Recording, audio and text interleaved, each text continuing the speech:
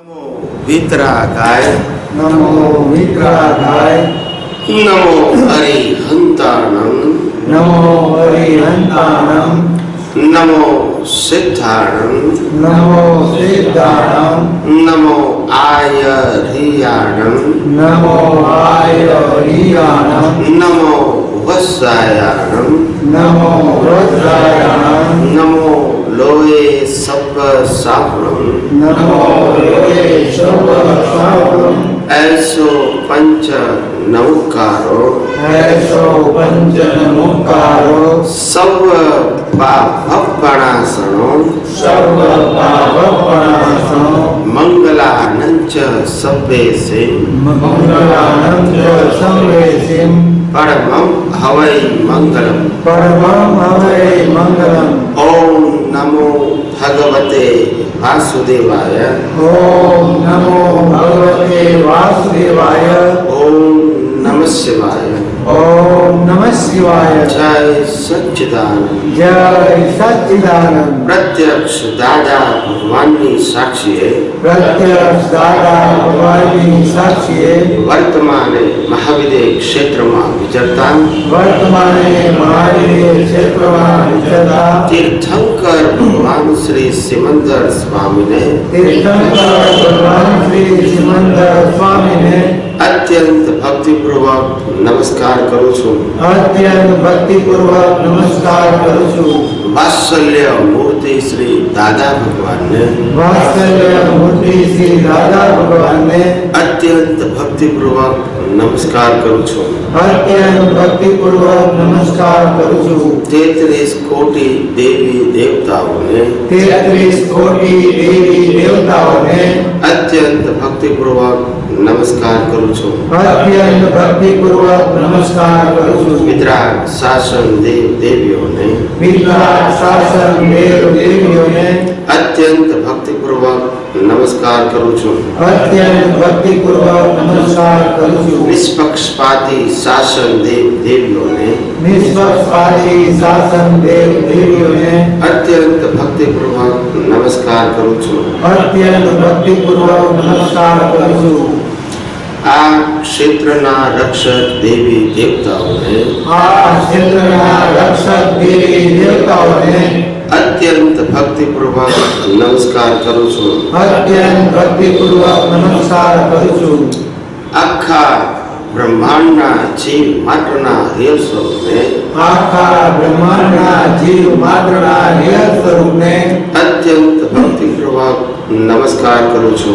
अत्यंत भक्तिपूर्वक नमस्कार करूँ छू जगत भરના संत પુરુષોનું યોગ બળ जगत भરના संत पुरुषों योग बल जगत भરના સત પુરુષોનું યોગ બળ जगत भરના सत्पुरुषों योग बल અને પ્રગટ જ્ઞાની પુરુષ દાદા ભગવાનનું યોગ બળ અને પ્રગટ જ્ઞાની પુરુષ દાદા ભગવાનનું योग बल સમસ્ત વિશ્વનું કલ્યાણ કરો કલ્યાણ કરો કલ્યાણ કરો समस्त विश्वનું કલ્યાણ કરો કલ્યાણ કરો કલ્યાણ કરો અને કલ્યાણ કરવાનું નિમિત્ત બનવાની અને કલ્યાણ કરવાનું નિમિત્ત બનવાની અમ સૌ મહાત્માઓને हम સૌ મહાત્માઓને પરમ શક્તિ આપો શક્તિ આપો શક્તિ આપો પરમ શક્તિ આપો શક્તિ આપો શક્તિ આપો જગતના સર્વ જીવો સુખ અને શાંતિને પામો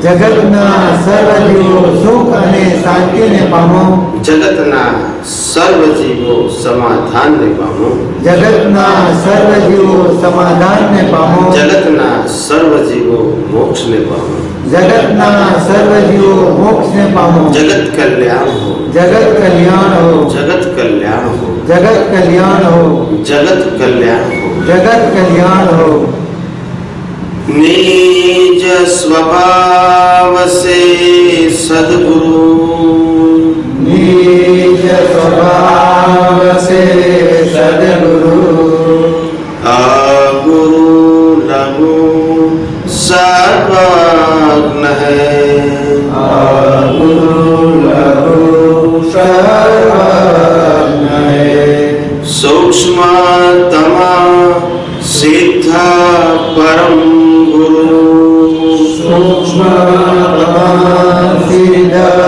परम गुरु सत्यं निश्चयवन्द्य है सत्यं निश्चयवन्द्य है 33 कोटि दैवगण 33 कोटि देवगण विश्वहितार्थे स्वागतम् विश्वहितार्थे स्वागतम् जगकल्याणक यज्ञ में जग कल्याणक यज्ञ में मंगलमय जो आशीषम् मंगलमय जो आशीषम् सिद्ध स्वरूपी मूर्तमोक्ष सिद्धस्वरूपी मूर्तमोक्ष गलती भूल को माफ जो गलती भूल को माफियो व्यवहार सद्बुद्धि हो व्यवहारे सद्बुद्धि हो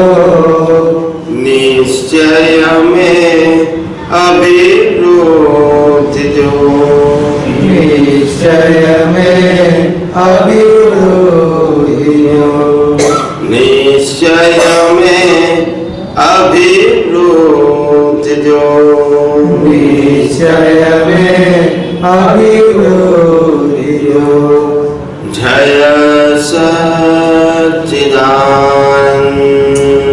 जय सच्चिदानंद जय सच्चिदानंद जय सच्चिदानंद जय सच्चिदानंद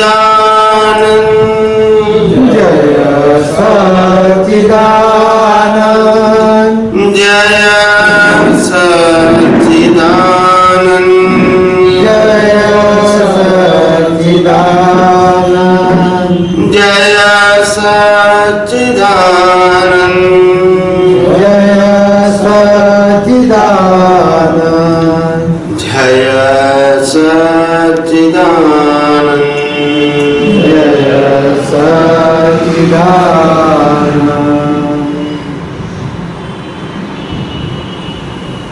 जय सच्चिदानंद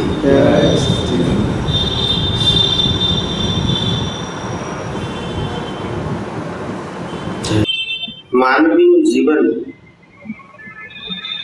જ્યારથી સમજણો થયો ત્યારથી સુખ ખોળી રહ્યો છે.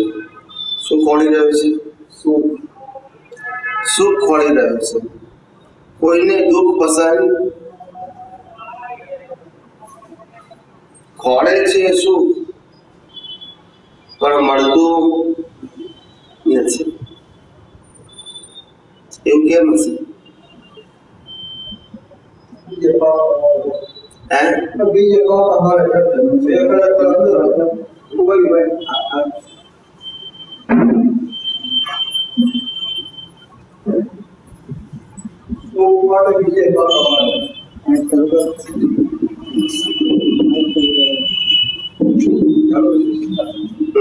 બોલો. સુખ માટે બીજે બાપ અમારે ખરેખર સુખ અંદર જ છે. તો પછી દુનિયાના આટલા બધા ધર્મ સમજાવે છે ક્યાં ગયું?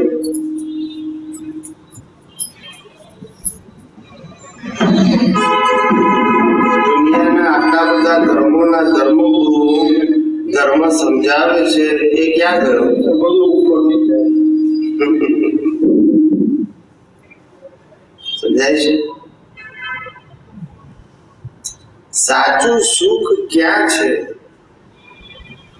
એ પ્રત્યેક જીવની શોધખોળ છે. શું છે? અને અનાદિકાળથી એટલે કે કેટલાય ભવોથી કેટલાય અવતારોથી આ જ સુખને એટલે કે સાચા સુખને ખોળવા માટે, મેળવવા માટે, અનુભવવા માટે એ જીવ પ્રયાસ કરી રહ્યો છે. શું કરી રહ્યો છે? પણ એ પ્રયાસની અંદર એને સફળતા મળતી નથી. પ્રયાસની અંદર સફળતા મળતી નથી. અને સફળતા ના મળવાનું કારણ પ્રયાસ નથી.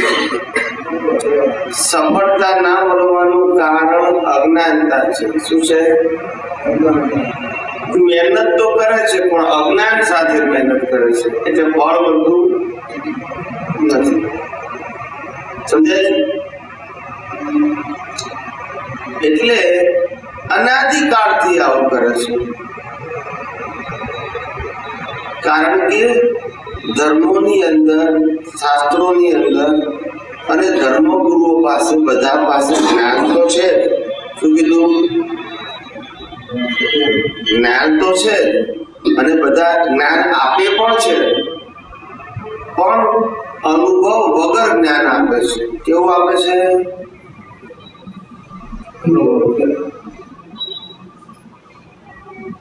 સમજાય છે? તમને જે ધંધાનો અનુભવ ના હોય અને ચોપડી વાંચી હોય અને પછી કોઈ પૂછે કે આ ધંધો કઈ રીતે કરવાનો તમને ખબર છે, તો તમે બતાવો, કારણ કે ચોપડી વાંચી છે. હવે ચોપડી વાંચ્યા પછી તમે જે બતાવો ધંધો, એનાથી પેલાને નિવેડો આવે, દાડો વળે? કારણ કે તમને પોતાની અનુભવ ને છતાંય તમે બીજાને જ્ઞાન આપો તો એની અંદર પાવર હોય. એમ ધર્મના શાસ્ત્રો એ વાંચ કરે, સમજ કરે, સમજાય કરે, પણ અનુભવ વગર પાવર આવે. એ ચોપડીનું નોલેજ ખાલી ટ્રાન્સફર કરે છે. શું કરે છે? ચોપડીમાંથી તમને આપે છે, પણ પોતાને પણ અનુભવ માટે સાંભળનારાએ પણ અનુભવની અપેક્ષા રાખવી નહીં. ના સમજાયું કે નહીં? એટલે આનાથી દાડા નીકળે ખરા પણ વળે આવું છે. એટલે અનાદિકાળથી આવું છે. શું કીધું? અનાદિકાળથી એવું છે, આજથી નથી એવું. એટલે આપણા જીવનમાં સૌથી મોટું અજ્ઞાન શું છે? સૌથી મોટું અજ્ઞાન શું છે?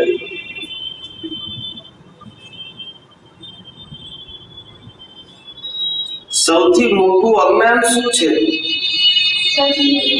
હું શરીર છું તે. શું કીધું? હું શરીર છું એ મોટામાં મોટું અજ્ઞાન છે.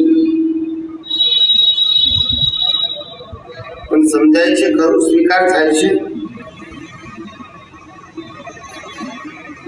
કારણ કે છેલ્લે આને જ બાળવાનું છે. આપણે બળતા, જો આપણે બળી જઈએ તો પછી પુનર્જન્મ કોનો થાય? સમજાય છે કે નહીં? આપણે બળી જઈએ તો પછી પુનર્જન્મ હોય? પણ આપણે બળતા અને જે બળી જાય છે તે આપણે. પણ આનું જ્ઞાન અને ભાન રહેતું નથી. એ પહેલી અજ્ઞાનતા.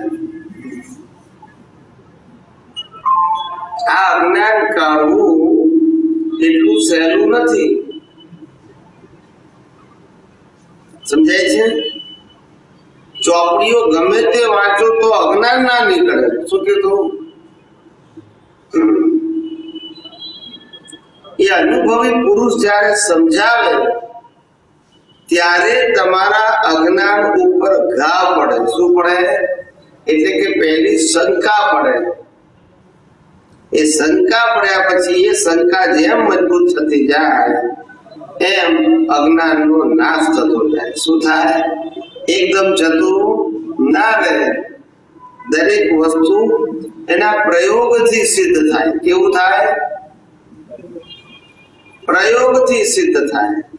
એમને એમ સિદ્ધ ના થાય. એટલે પ્રયોગ વસ્તુ એવી છે કે જેમ જેમ આપણે આપણા જીવનની અંદર પોતે કોણ છે અને કોણ નથી એનો પહેલા પ્રયોગ મૂકવો પડે. શું મૂકવો પડે? જગતના તમામ ધર્મો ક્રિયા ઉપર મહત્વ મૂકે છે. શેના ઉપર મૂકે છે? કોઈ પણ ધર્મ હોય ઇમ્પોર્ટન્સ શેનું આપે? ક્રિયા. આમ કરો ને આમ.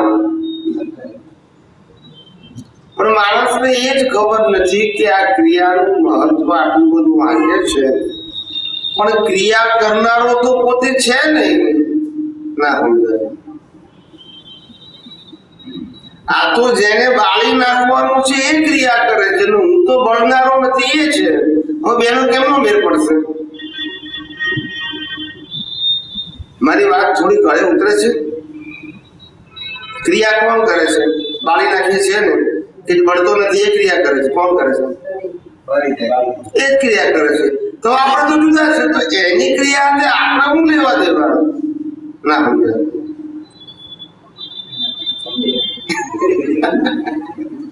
સમજાય છે કે નહીં?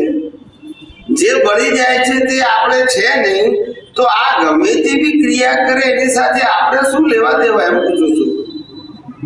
આપણે આ નથી તો પછી લેવા દેવા શું? આ ક્રિયા કરે કે ના કરે એનો પ્રશ્ન નથી, પણ એ ક્રિયા કરે એને આપણે પુરુષાર્થ માનીએ કેમનો મેળ પડે? મારી વાત સમજાય શું કહું છું? એ કોઈ પણ ક્રિયા કરે એને આપણે પુરુષાર્થ માનવાનો, એ મેળ પડે? મગન બી ઉપવાસ કરે ફળ આપણને બને, એવું બને? બને? એ મહેનત કરેલું ફળ આપણને કેમનું મળે? પણ અજ્ઞાનતાને કારણે એની ક્રિયાને આપણી ક્રિયા માનીએ છીએ. એટલે અનાદિકાળથી આ ક્રિયાને જ પુરુષાર્થ માનવાથી ભટક્યા કરીએ છીએ.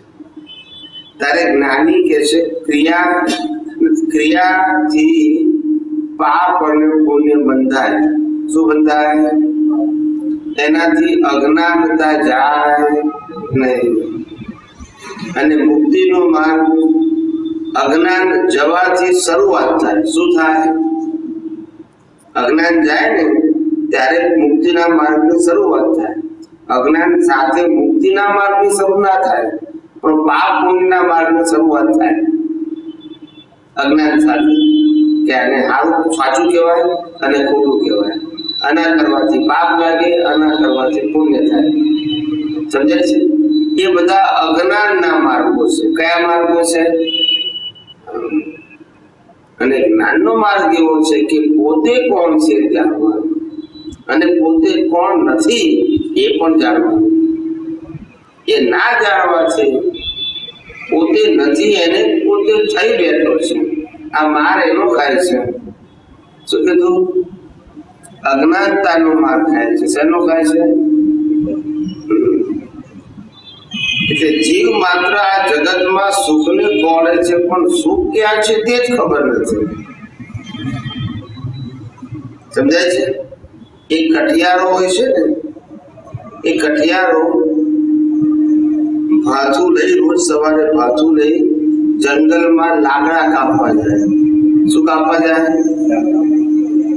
એ લાકડા કાપવા જાય પછી 12-12:30 થાય એટલે જેટલા લાકડા કપાયા હોય એનો શું બાંધી દે? ભારો બાંધી દે. અને પછી પોતે નજીકમાં તળાવ હોય એમાં મોઢું બધું ધોઈને પાણી પીને જમવા બેસે. શું કરે? જમીન પાછો આરામ કરે.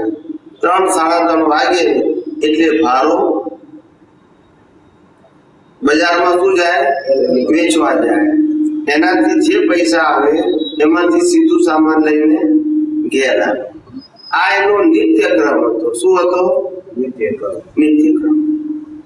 એ નિત્યક્રમ મુજબ પેલો કઠિયારો જાય, ભારો કાપે, લાકડા કાપે, ભારો બાંધે 12 સાડા 12 ને પછી પાણી પીવા તળાવમાં જાય. પણ જેવો તળાવમાં જાય છે તો તળાવ તો 8-10 ફૂટ ઊંડું હતું. કેટલું હતું? 8-10 ફૂટ. એ તળાવની અંદર એને સોનાનો ડાયમંડનો હાર જોયો. શું જોયું? એને ચારે કોર જોઈ લીધો કે હું કોઈનો હાર ચોરતો તો નથી ને.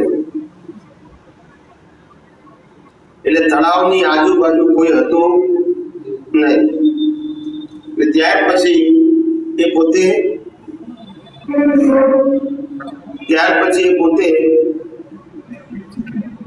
ડૂબકી મારે છે હારને લેવા માટે. જેવા હારને લેવા ડૂબકી મારે છે, હાર હાથમાં આવતો નથી. સમજાય છે? અંદર જ્યારે પાણી દોડી જાય છે એટલે પછી દેખાતું, એટલે આશરે પ્રયત્ન કરે છે થોડો સમય, પછી નથી આવતો એટલે શું કરે છે? બહાર આવતો. વધારે તો પાણીમાં રોકાવાય નહીં ભાઈ, ઉપર આવતો રહેશે. ફેરથી પાણી સ્થિર થાય છે, પાછું જુએ છે તો હાર દેખાય છે, પાછો ડૂબકી મારે છે. હાથમાં આવતો નથી એટલે પાછો. આવું 7-8 વખત કર્યું. કેટલી વખત કર્યું? પણ પેલો હાર હાથમાં આવતો. હવે તળાવની બીજી પારે એક સંન્યાસી રહેતા. સંન્યાસી નાની ઝૂંપડી બાંધેલી અને ઝાડ નીચે પોતે ત્યાં સાધના કરતા હતા વર્ષોથી. તે રોજ છે આ કઠિયારાને જોવે. એટલે કઠિયારાએ આ ડૂબકી મારતો જોઈ ને સંન્યાસીને લાગ્યું કે આજે કઈ તકલીફમાં છે. શું છે? નહીં તો રોજે આવું કરતો નથી. એટલે સંન્યાસી ફરતા ફરતા તળાવની પારે પેલા કઠિયારા પાસે આવ્યા અને કઠિયારાને કહે છે કે હું તને કઈ મદદ કરી શકું એમ છું? એ કઠિયારાએ કીધું કે સ્વામીજી, આ જો હાર તળાવમાં દેખાય છે, હું લેવા જઉં છું તો હાથમાં આવતો નથી. એટલે સંન્યાસી તો વૈરાગી છે. શું છે? એને ચારે કોર જોયું. શું કર્યું? ચારે કોર જોયું. ચારે કોર જોયા પછી કઠિયારાને કીધું કે તારી દ્રષ્ટિ છે ત્યાં હાર નથી, અને જ્યાં હાર છે ત્યાં દ્રષ્ટિ નથી, માટે તને મળશે. કઠિયારો કે છે ભાઈ હાર છે ત્યાં જ મારી દ્રષ્ટિ છે, તમે પણ જોઈ શકો છો. તો સંન્યાસી કે ના, કે છે તારી દ્રષ્ટિ છે ત્યાં હાર નથી. તોય કઠિયારો જીદ પકડે છે. શું કરે છે? તારે સંન્યાસી કે છે ભાઈ હાર તો ઝાડ ઉપર લટકે છે, પ્રતિબિંબ છે. ના સમજાય? સમજાયું કે નહીં? પ્રતિબિંબ થી મળે હાર? હાર મળે? એમાં આપણે બધા સુખ અંદર છે અને ખોળીએ છે બહાર. બધું પ્રતિબિંબ છે. શું છે? પ્રતિબિંબ નો મતલબ આભાસી. કેવું? સાચું સુખ ક્યાં છે અને બહાર કેવું છે? આભાસી સુખ. આભાસી એટલે આપણે માનેલું. હકીકતનો હાર તો ઉપર હતો, પણ આપણે જોયેલો હાર ક્યાં છે? પાણીમાં. એમ પરમાત્મા કે છે, જ્ઞાની કે છે સાચું સુખ તો અંદર છે, પણ આપણને ક્યાં લાગે છે? અને બહાર સુખ હોય એવું માનવા છતાં આટલા વર્ષો થઈ ગયા આપણે, છતાંય હજુ મળ્યું નથી. કારણ કે છે આપણે આપણા ફાધરને પૂછીએ કે તમને સુખ મળ્યું? તો કે મને નથી મળ્યું. જો કોળું છું. આપણે દાદા હોય તો દાદાને પૂછીએ દાદા તમને સુખ મળ્યું? તો કે મને નથી મળ્યું, તો કોળું છું. ના સમજે બધા કોળે જ છે મળતું પણ હોય તો મળે ને આ તો આભાસ છે અંદર ને કોળે છે પછી મળે એટલે આવા અવતારો પસાર થઈ જાય છે ત્યારે જ્ઞાની કહે છે ભાઈ સુખ બહાર નથી ક્યાં છે અને અંદર એટલે આત્મામાં ક્યાં છે સમજાય છે અંદર એટલે શરીરની અંદર આ બધા અવયવો છે તે નહીં જો અંદર એવું અવયવની સાથે જ હોય ને તો ડોક્ટરો ઓપરેશન કરી કાઢી લે પણ એવું છે નહીં આ તો ડોક્ટરોને મળે એવું નથી સમજાય છે તો ઘણા પાછા અમને પૂછે સ્વામીજી અંદર હવે આત્મા છે એની સાબિતી શું કે છે હોય તો દેખાવો જોઈએ ને શું કે છે હોય તો દેખાવો જોઈએ ને ત્યારે હું એ લોકોને દાખલો આપું છું એક આ પંખો ચાલે છે ને હું તમને પૂછું કે કરંટ છે કે નહીં તો તમે શું કહેશો બોલો છે કહેશો કે હશે કહેશો એ શંકા છે આ પંખો ચાલે છે ને હું પૂછું કરંટ છે તો તમે શું પૂછશો 100% છે ને કે 50%? 100% છે હવે કરંટ દેખાય છે બોલતા નથી છતાં વિશ્વાસ 100% છે ને વિશ્વાસ 100% છે ને એવું આત્મા ઉપર વિશ્વાસ છે કે હું શ્વાસ લઉં છું માટે આત્મા છે અને મળતું શ્વાસ ના લઈ શકે બોલતા નથી ના પણ વિશ્વાસ છે કે હું શ્વાસ લઉં છું માટે આત્મા છે 100% વિશ્વાસ છે હું વિશ્વાસની વાત કરું છું હું નોલેજની વાત નથી કરતો જેમ અહીંયા કેવો વિશ્વાસ છે એવો અહીંયા વિશ્વાસ છે અહીંયા શું કે ભાઈ મારા ગુરુએ કીધું છે ચોપડીમાં કીધું છે બરાબર છે એટલું મને ખબર છે બાકી વિશ્વાસ આમાં તો વિશ્વાસ છે ભલે ના દેખાય પણ અહીંયા વિશ્વાસ નથી હવે જ્ઞાની સમજાવે તો વિશ્વાસ નથી કે તારે જ્ઞાની કે છે ભાઈ આ તો શ્વાસ લે છે ને એ સાબિતી છે કે આત્મા છે આત્મા નીકળી જાય ને તો શ્વાસ લેવાય આત્મા નીકળી જાય ને તો બોલાય આત્મા નીકળી જાય તો ક્રિયા પણ કરાય આત્મા નીકળી જાય તો વિચાર પણ આવે આ બધું છે માટે આત્મા છે એમાં શંકા કરવાની જરૂર નથી ભલે અનુભવ ના થાય પણ પેલા વિશ્વાસ તો કેવો પોતાને પોતાના ઉપર વિશ્વાસ નથી એ તો મોટું આશ્ચર્ય છે શું કીધું અને પોતે જે નથી એના ઉપર વિશ્વાસ 100% છે ના સમજાય પોતે નથી એના ઉપર વિશ્વાસ છે પણ પોતે છે એના ઉપર પોતે શરીર નથી એના ઉપર વિશ્વાસ છે પણ પોતે આત્મા છે એના ઉપર વિશ્વાસ એ જ આશ્ચર્ય છે ને મોટું સમજાય છે એટલે માણસ પોતાની અજ્ઞાનતાથી પોતે પોતાને ઓળખી શકતો એટલે ઘણા બધા મને કે સ્વામીજી તમે કર્મની વાત કરો છો પુનર્જન્મની વાત કરો છો આત્માની વાત કરો છો એ સાંભળીએ છે ખરા વાંચીએ છે ખરા પણ હજુ વિશ્વાસ બેસતો નથી શું કે છે સાંભળીએ છે ખરા વાંચીએ છે ખરા ચોપડીમાં પણ વિશ્વાસ બેસતો લોકો આપણે વિશ્વાસ બેસે એવું કરીએ આપણે પછી વાંધો શું છે આપણને વિશ્વાસ બેસે એવું કહીએ આપણે પછી વાંધો કરો તો મેં કીધું તમે લોકો કોઝ અને ઇફેક્ટમાં માનો કે નહીં કોઝ અને ઇફેક્ટ ગુજરાતીમાં કહેવાય કારણ અને કાર્ય એમાં માનો કે નહીં કે ના માનો એક્ઝામ ને રિઝલ્ટમાં માનો કે નહીં બીજ અને ફળમાં માનો કે નહીં પહેલું ફળ હોય કે બીજ હોય પહેલું એક્ઝામ હોય કે રિઝલ્ટ હોય પહેલું કોઝ હોય કે ઇફેક્ટ હોય આટલું તો પાકું થઈ ગયું ને કે આમાં કન્ફ્યુઝન છે જે વસ્તુ તૈયાર મળે એને કોઝ કહેવાય કે જે વસ્તુમાં મહેનત કરવી પડે એને કોઝ કહેવાય?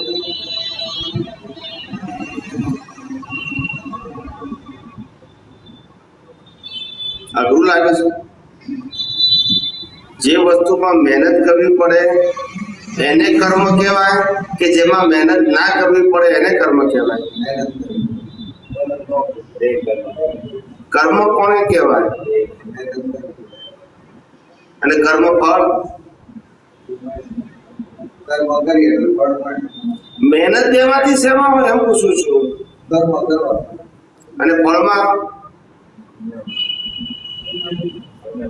એક્ઝામમાં મહેનત હોય કે રિઝલ્ટમાં હોય? એટલે આપણે જન્મીએ ત્યારે માતા પિતા મળે છે એક્ઝામ કે રિઝલ્ટ? બોલો, બહુ વિચારવું પડે છે. આટલા દાખલા તમને ક્લિયર સમજાવું છું કે જેમાં મહેનત ના કરવી પડે એને રિઝલ્ટ કહેવાય, જેમાં મહેનત કરવી પડે એને એક્ઝામ કહેવાય. તો માતા પિતા મળ્યા મહેનત કરી આપણે તો કયા કોલમમાં આવે? તો કેમ આટલું બધું વિચારવું પડે છે? બિલકુલ ત્રીજો માળ ખાલી છે. હું અઘરા પ્રશ્ન પૂછતો હોઉં તો બરાબર છે. હું કે શાસ્ત્રની વાત કરું છું? હું બિલકુલ કોમન સેન્સ ની વાત કરું છું કે આપણને માતા પિતા મળે રિઝલ્ટ કહેવાય કે એક્ઝામ કહેવાય? ભાઈ બહેન મળે, જન્મતાની સાથે ધર્મ મળે, જન્મતાની સાથે રહેવાનું મકાન મળે, એ બધું રિઝલ્ટ છે. તો રિઝલ્ટ પહેલા હોય કે એક્ઝામ પહેલા હોય? તો એક્ઝામ ક્યારે આપી? તમે બધા બોલો ને, એકને જ આવડે છે બીજા બધા ઠોઠ છે? જવાબ આપો ને. હું અઘરા એક હું સિલેબસ થી બહારનો એક પ્રશ્ન નહીં પૂછું. જેમાં તમે જીવી રહ્યા છો એ જ વાત કરીશું. શું કીધું? જેમાં તમે લાઈફ જીવી રહ્યા છો એ જ મારી વાતો હશે. એટલે એક્ઝામ કહેવાય અને જન્મતાની સાથે આ બધું મળ્યું અને એક્ઝામ રિઝલ્ટ કહેવાય. તો એક્ઝામ ક્યારે આપી? પૂર્વજન્મ. હવે પૂર્વજન્મમાં એક્ઝામ આપી એનું અત્યારે રિઝલ્ટ મળ્યું એટલે કર્મનો સિદ્ધાંત સાબિત થઈ ગયું. જેવા કર્મ કર્યા તે એવું ફળ સાબિત થઈ ગયું. પુનર્જન્મનો સિદ્ધાંત સાબિત થઈ ગયો? બોલતા નથી. હા કે ના તો બોલો. પુનર્જન્મ સાબિત થયો કે નહીં? કે જો શંકા છે? અચ્છા, ગયા અવતારમાં હતો ને આ અવતારમાં છું એ કોણ છે? શરીર કે આત્મા? તો હું આત્મા છું. કર્મનો સિદ્ધાંત અને પુનર્જન્મ તેને સાબિત થયું કે શ્રદ્ધાની વાત કરી? બોલતા નથી બધા. મેં શ્રદ્ધાની વાત કરી કે સિદ્ધાંતની વાત કરી? આમાં કોઈ કન્ફ્યુઝન છે? આમાં મેં ચોપડી ભણવાનું કીધું? સમજાય છે મારી વાત? એટલે આવી સીધી સાદી વાતો પણ આપણને સમજતા અવતારો થાય છે. કોઈ કે બી આત્મા છે તો કે છે એવું ખબર છે પણ તમે સમજાય ના હો.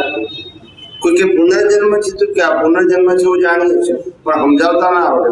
હવે અઘરું છે. મેં તમને આખા શાસ્ત્રો ભણાયા? બોલતા નથી. સહેલું છે પણ સમજાવનાર જેવું હોય કે જેને પોતાને જ ખબર ના પડે, અનુભવ ના હોય તો તમને કેવી રીતે સમજાઈ શકે?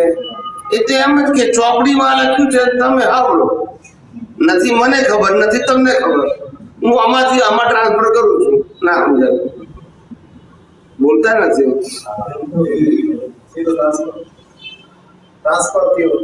અને હું બોલ્યો એ ચોપડીમાં છે? આ રીતે કોઈએ સમજાવ્યું છે ચોપડીમાં? તમે આ કર્મનો સિદ્ધાંત વાંચો તો 1000 પુરાણી પુસ્તક એ વાંચ્યા પછી કર્મનો સિદ્ધાંત ના ખબર પડે. બોલતા નથી. મેં તમને ટૂંકમાં સમજાવ્યું કે લાંબો સમજાવ્યું? એટલે જ્ઞાન અઘરું હોય કે સરળ હોય? પણ સમજાવનારો એવો હોય કે જેને અનુભવ જ ના હોય તો અઘરું થઈ જાય. શું થઈ જાય? એન્જિનિયર હોય એ મશીન રિપેરિંગ કરે, બરાબર છે, અને એક ચાર્ટર્ડ એકાઉન્ટ હોય એ મશીન રિપેરિંગ કરે તો શું થાય? એના માટે અઘરું થઈ જાય ને. કેમ અઘરું થઈ ગયું? એને આપો છો એ તમને પાકું સમજી ગયું ને કે જેને અનુભવ હોય એ જ બીજાને સાચી વાત કહી શકે. અનુભવ ના હોય એ કહી શકે? આખું થઈ ગયું તો જો ગોળ ગોળ છે. એટલે આ ક્લિયર સમજી લેવાનું. અનુભવ વગર સાચું જ્ઞાન આપી શકાય નહીં, પણ માહિતી આપી શકાય. શું આપી શકાય? અને અનુભવ હોય તો અનુભવની વાતો જેમ છે તેમ કહી શકાય, અને દુનિયાના કોઈ પણ વ્યક્તિને સમજણ પણ પડે. કારણ કે અનુભવી પુરુષની વાણી સરળ હોય. કેવી હોય? અને બિન અનુભવી પુરુષની માણસ અનુભવ ના હોય એટલે ગોળ ગોળ હોય. કેવી હોય? તાળો મળે નહીં. છેલ્લે તમારે શ્રદ્ધા ઉપર જ આવવું પડે કે આટલું ના સમજાય તો કઈ મૂકી દો, આપણે હવે આગળ સમજાશે. પણ મેં એવું કીધું, મેં તમને બધું પ્રૂવ કરી આપ્યું, સાબિત કર્યું કે નહીં? કર્યું કે નહીં? એટલે આનું નામ વિજ્ઞાન કહેવાય. શું કહેવાય? બાકી બધું ધર્મ કહેવાય. ધર્મ એ શ્રદ્ધા ઉપર આધારિત છે, વિજ્ઞાન સિદ્ધાંત ઉપર આધારિત છે. કે જ્યાં સુધી સિદ્ધાંત સમજાય નહીં ત્યાં સુધી અજ્ઞાન જાય ને અજ્ઞાન અને મુક્તિ બે સાથે હોય નહીં. સમજાય છે? અજ્ઞાન ને મુક્તિ બે સાથે ના હોય. સમજાય છે? વિજ્ઞાનની દ્રષ્ટિ પ્રાપ્ત થાય તો મુક્તિ મળે. અને અજ્ઞાન એટલે શુભાશુભ માર્ગ. કયો માર્ગ? સમજાય છે? અજ્ઞાન એટલે શુભાશુભ માર્ગ. અજ્ઞાન એટલે ખોટો માર્ગ નહીં, પણ શુભાશુભ માર્ગ. અશુભ છોડીને શુભ કરો, પાપ છોડીને પુણ્ય કરો, એ બધો અજ્ઞાનનો માર્ગ છે. અજ્ઞાન એટલે સંસાર ચલાવવાનો માર્ગ. કયો માર્ગ? પણ સંસારથી છૂટવાનો માર્ગ નહીં. સંસારથી છૂટવા માટે અજ્ઞાનનો નાશ કરવો પડે, અને અજ્ઞાનનો નાશ વિજ્ઞાનથી થાય. અજ્ઞાનનો નાશ અશુભ શુભ જ્ઞાનથી થાય નહીં. સમજાય છે? એટલે જ્ઞાન જાણવું હોય તો વિજ્ઞાન સ્વરૂપે જાણો તો નિવેડો આવે, નહીતર આવે નહીં. સમજાય છે? એટલે આ ત્રણ વસ્તુ પાકી સમજી ગઈ. કર્મનો સિદ્ધાંત, પુનર્જન્મનો સિદ્ધાંત અને આત્મા. આ ત્રણ વસ્તુ પાકી સમજાઈ ગઈ. કે શ્રદ્ધાની વાત શ્રદ્ધાથી સમજાય. હવે કન્ફ્યુઝન નથી ને? કોઈ કે ભાઈ આત્મા છે કે નહીં, તો તમે શું કરશો? હશે એવું કહેશો તો છે જ કહેશો. આની જેમ હશે એવું નહીં કોને? ભાઈ હશે ભાઈ ચોપડી લખ્યું છે મને ખબર નથી એવું નહીં કોને? છે એવું કહેશો ને? પણ પેલો કે છે એવું કયા આધારે પહોંચો તો શું કહેશો? પછી કોઈ છે જ એવું કયા આધારે પહોંચો? એવો પુરાવો માંગે તો હા સમજાય છે? હું ગયા અવતારમાં હતો, ના અવતારમાં શું? એ કયા આધારે? તો કે આત્માને આધારે. શરીર તો એક અવતાર બે અવતારમાં એક હોય જ ને. આત્મા બે અવતારમાં એક જ હોય ને. શરીર જુદા હોય પણ આત્મા. એટલે સાબિત થાય ને કે ભાઈ હું ગયા અવતારમાં કર્મ અત્યારે ભોગવું છું, તો શરીર તો બીજું છે ને, પણ આત્મા.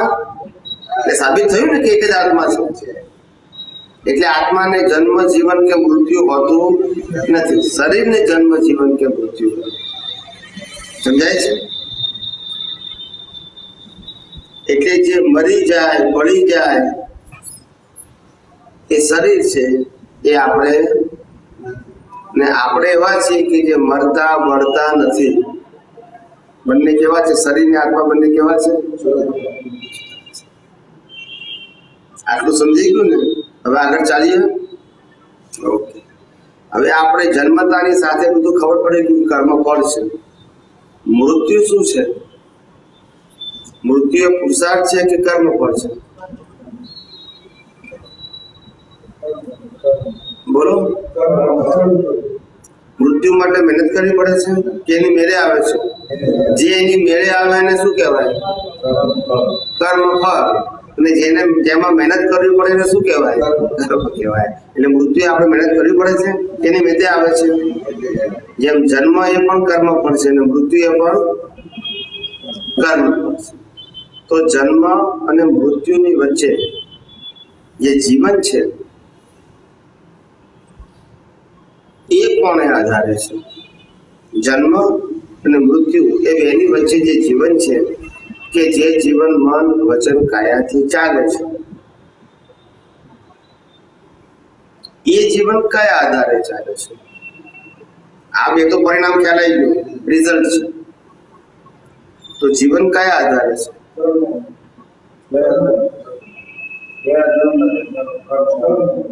બધા કે છે કે હું તો આમ કરું ને હું આમ કરું એવું બોલે છે. હું તો આમ કરી નાખું તો હું આમ કરી નાખું છું ને, હું તો આટલા પૈસા કમાવું છું ને, નથી કહેતા? મેં આમ કર્યું મેં આમ કર્યું નથી બોલતા આપણે? તો પછી એ શું છે? ના, એટલે ક્રિયા કરે છે એમાં જે કરતા હોવું છે સાચું છે ખોટું છે? તમે ધારો કે 10 લાખ રૂપિયાનો નફો કર્યો એક સોદામાં, તમે કર્યો કેવાય ને?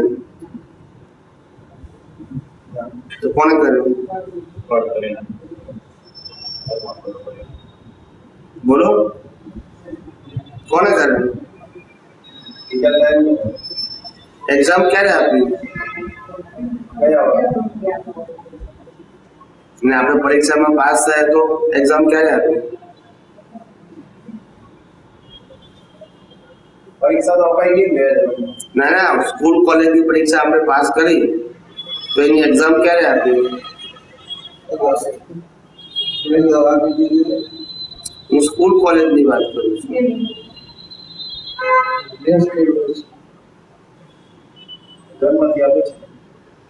જન્મ થયા પછી આપી, પણ આપણે એક્ઝામ આપીને આ અવતારમાં જ આપી ને રિઝલ્ટ આ અવતારમાં જ મળ્યું. એ રિઝલ્ટ નું રિઝલ્ટ કહેવાય. શું કહેવાય? તમને ભણવાના સંજોગો મળ્યા તે રિઝલ્ટ છે, અને પાસ થયા તે રિઝલ્ટ છે, અને ફેલ થયા તે રિઝલ્ટ છે. સમજાય છે? આ આખી જીવન રિઝલ્ટ છે.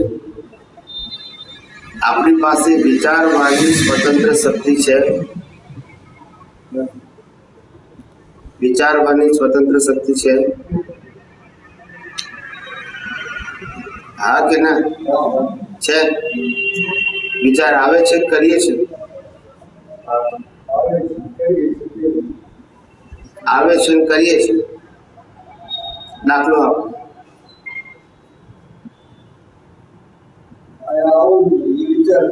પછી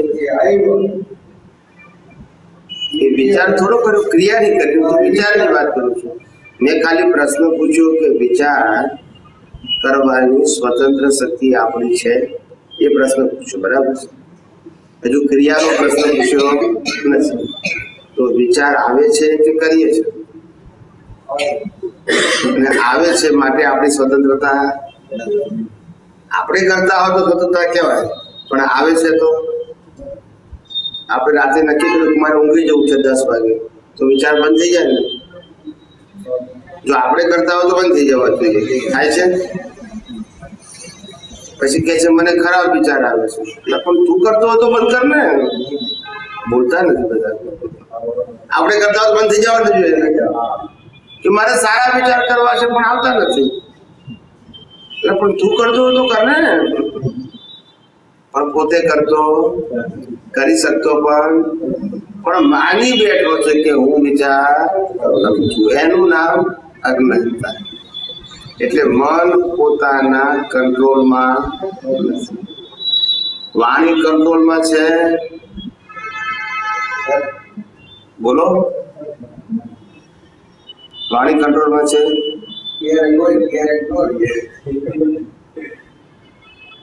શું કહો છો?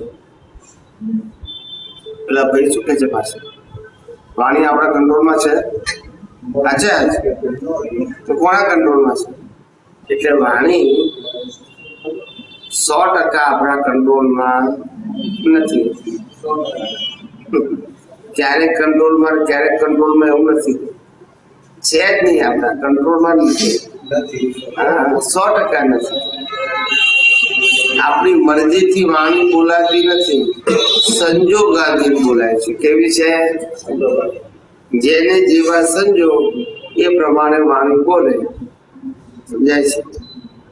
પોતાની સ્વતંત્રતાથી નહીં.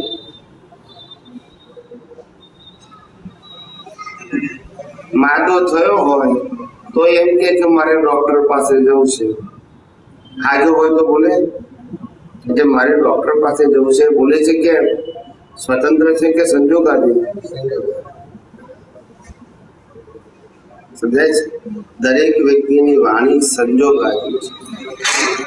આપણી સામે આપણી બહેન હોય તો વાણી જુદી હોય, વાઈફ હોય તો માં હોય તો, અને છોકરી હોય તો આપણી વાણી સ્વતંત્ર છે કે સંજોગાધીન છે? અને છતાં આપણે એવું માને છે હું બોલું છું, શું મારી રીતે છે? એમાં આપણી સ્વતંત્રતા સંજોગાધીન. એવી રીતે વર્તનમાં સ્વતંત્રતા ખરી?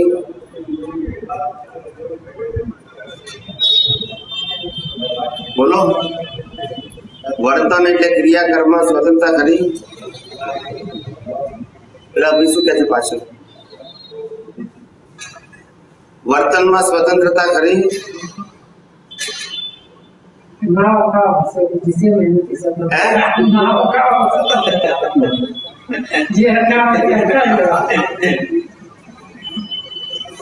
એટલે ભાઈ શું કે છે? વર્તન કરવામાં સ્વતંત્રતા ખરી? તમે શું કહો છો? વર્તન પણ સંજોગાધીન છે. વાણી, વર્તન ને વિચાર હોય તો એને શું છે? સંજોગાધીન છે. સંજોગાધીન છે માનવ ભમરડો. આ ભમરડો કેવો છે? અને પોતે માને છે કે હું મારી સ્વતંત્ર શક્તિથી ફરું છું. શું કે છે? એવું કેમ માને છે? કારણ કે ભમેડા ઉપર ઝાડ વીટીએ ને પછી શું કરીએ? ફેંકીએ. ઝાડ ક્યાં હોય અને ભમેડો નીચે. એટલે ભમેડો શું કે છે? હું મારી કેવી સ્વતંત્ર શક્તિથી ભરું છું. છે કોઈ ફેરવનાર? મને ના સમજાયું. છે ફરેદાર કોઈ છે ત્યાં તો એકલો જ છે ને. એટલે ભમેડો શું કે છે? હું જોયું મારું કેવું સ્વતંત્ર શક્તિથી ભરું છું. પણ એને ખબર નથી કે ઝાડ અને ફેરવનારો ના હોય તો ફરવું. પણ એ વખતે છૂટો છે એટલે એવું અહંકાર કરે છે કે હું મારી સ્વતંત્ર શક્તિથી ફરું છું. એ એનું અજ્ઞાન છે. જ્ઞાન એમાં મન વચન કાયા રૂપી ભમેડો છે એ કર્મની જાળથી ફરે છે. શેનાથી ફરે છે? અને ફેરવનાર કુદરત છે. ફેરવનાર કોણ છે? કુદરત. અને જાળ કઈ છે? કર્મની જાળ. કુદરત કર્મની જાળ પ્રમાણે આ મન વચન કાયા રૂપી ભમરડાને ફેરવે છે. પણ જાળ કુદરત પાસે છે. એટલે આ ભમેડો કે છે હું કેવો સ્વતંત્ર બનું છું. ના સમજાયું? સમજાયું કે નહીં? કારણ કે કુદરતે જુદી ને જાળે જુદી અને આ ભમેડો જુદો. સમજાય છે? એને ખબર નથી કે આ કુદરત અને જાળ ના હોત કર્મની તો આ ભમેડો ફરી શકે નહીં. પણ અત્યારે એની ઉપર વીંટાયેલી દેખાતી નથી કુદરત દેખાતી કે નથી જાળ દેખાતી. એટલે આ ભમેડો શું કે છે? હું કેવું વિચાર કરું છું, હું કેવું બોલું છું, હું કેવું વર્તન કરું છું. આ બધી એની અજ્ઞાનતા છે. શું છે? અને આ દુનિયા ચાલે છે અજ્ઞાનથી અને દુનિયા સમાપ્ત થાય છે વિજ્ઞાનથી. જ્ઞાનથી નહીં. શેનાથી? વિજ્ઞાનથી. વિજ્ઞાન એટલે સનાતન સત્ય, જ્ઞાન એટલે વ્યવહાર સત્ય. શું કીધું? આને સારું કહેવાય અને ખરાબ કહેવાય એને જ્ઞાન કહેવાય. શું કહેવાય? ખ્યાલ આવ્યો ને? એટલે જ્ઞાનથી દુનિયા ચાલે, દરેક વ્યક્તિના સંસાર ચાલે અને વિજ્ઞાનથી સમાપ્ત થઈ જાય. વિજ્ઞાન એટલે સનાતન સત્ય. એ જાણ્યા પછી કશું જાણવાનું બાકી ના રહે. સમજાય છે? એટલે આવી રીતે જીવનની અંદર સાચું સનાતન સત્ય ના જાણવાથી આપણે ફર્યા કરેલું છે.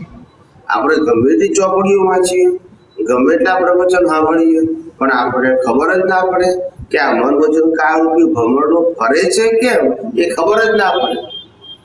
આ તો આપણને કીધું કે વ્યવસ્થિત રહેવું છે એટલે આપણે બોલીએ વ્યવસ્થિત. પણ સમજાયું ખરું તો કે ના, એમને ગોખાવડાવ્યું, એ આપણે ગોખી નાખ્યું. પણ કોઈ સમજવા પ્રયત્ન કર્યો કે વ્યવસ્થિત એટલે શું?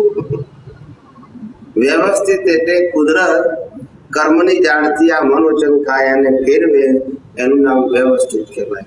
વ્યવસ્થિત એ શબ્દ નથી, વ્યવસ્થિત એ એક રીત છે, વૈજ્ઞાનિક રીત. કેવી રીત? હા, એ જો ના સમજાય તો વ્યવસ્થિત બોલો એ શ્રદ્ધામાં જાય. શેમાં જાય? કારણ કે તમે સમજ્યા, તમે તો શબ્દ ગોખી નાખ્યો છે. શું કર્યું છે? સમજાય છે? ગોખેલા શબ્દથી અનુભવ થાય? બોલતા નથી. થાય? આ તો શું કે છે કે વાઇફની વ્યાખ્યા આવડે એટલે વાઇફનો અનુભવ થઈ જાય. બોલો ને, થાય કે પરણ્યા પછી થાય? તો તમે તો વ્યાખ્યા લઈને ફરો છો. ના સમજો? તમે સિદ્ધાંતથી સમજો તો ખબર પડે કે આ વ્યવસ્થિત એટલે શું. પણ વ્યવસ્થિત એક શબ્દ પ્રયોગ છે ના, એ અનુભવ પ્રયોગ છે. અને અનુભવ પ્રયોગ તમે જ્યારે સાયન્ટિફિક જુઓ ત્યારે તમને ખબર પડે, થિયોરિટિકલ ખબર પડે નહીં. એ તો ગોખેલું જ્ઞાન કહેવાય. કેવું કહેવાય? ગોખેલું જ્ઞાન. એટલે દાદા ભગવાન કહે છે અમે જ્ઞાન આપીએ, અમે તમને જ્ઞાન આપીએ છીએ, એનાથી નિવેડો નહીં આવે. શબ્દ જ્ઞાનથી નિવેડો નથી, અનુભવ જ્ઞાનથી નિવેડો છે. સમજાય છે? શબ્દ જ્ઞાનથી નિવેડો, અનુભવ જ્ઞાનથી નિવેડો છે. અનુભવ જ્ઞાન થાય તો કામનું છે. શું છે? અને અનુભવ જ્ઞાન ક્યારે થાય? અનુભવી પુરુષ દ્રષ્ટિ આપે તો. કોણ આપે?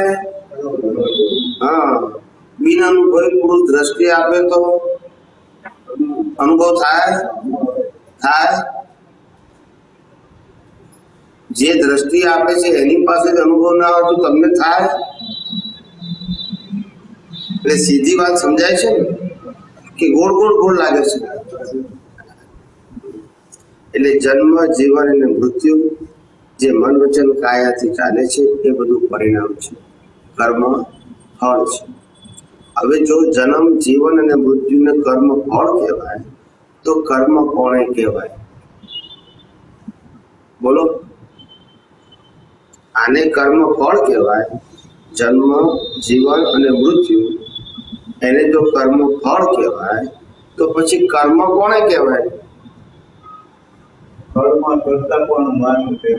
આ લોકોને બોલવા દો ને, તમે તો સાંભળ્યું બધું.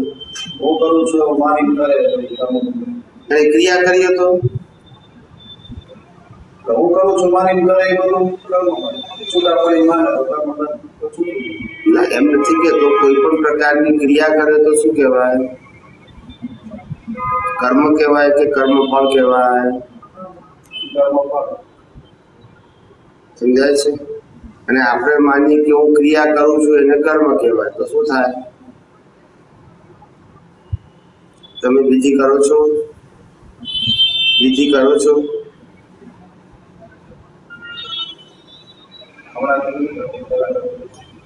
બીજી કરો છો. ખાલી સાદું પૂછ્યું મેં હમણાંથી કે પહેલા હું નથી પૂછ્યું. બીજી કરો છો કે નહીં? કરતા હતા પહેલા, બરાબર છે.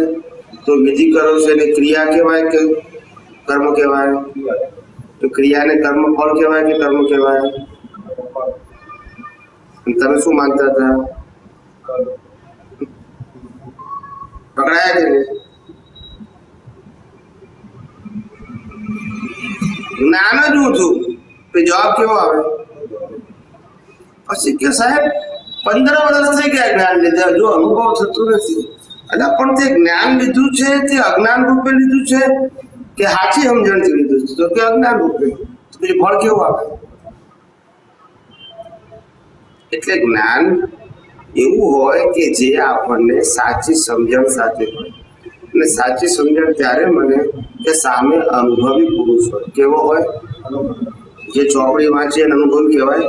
બોલતા નથી. આ કૃષ્ણ ભગવાને અર્જુનને જવાબ ચોપડી વાંચી વાંચીને આપ્યો ને, બોલતા જ નથી. ક્યાંથી આપ્યો તો? અનુભવથી આપ્યો ને.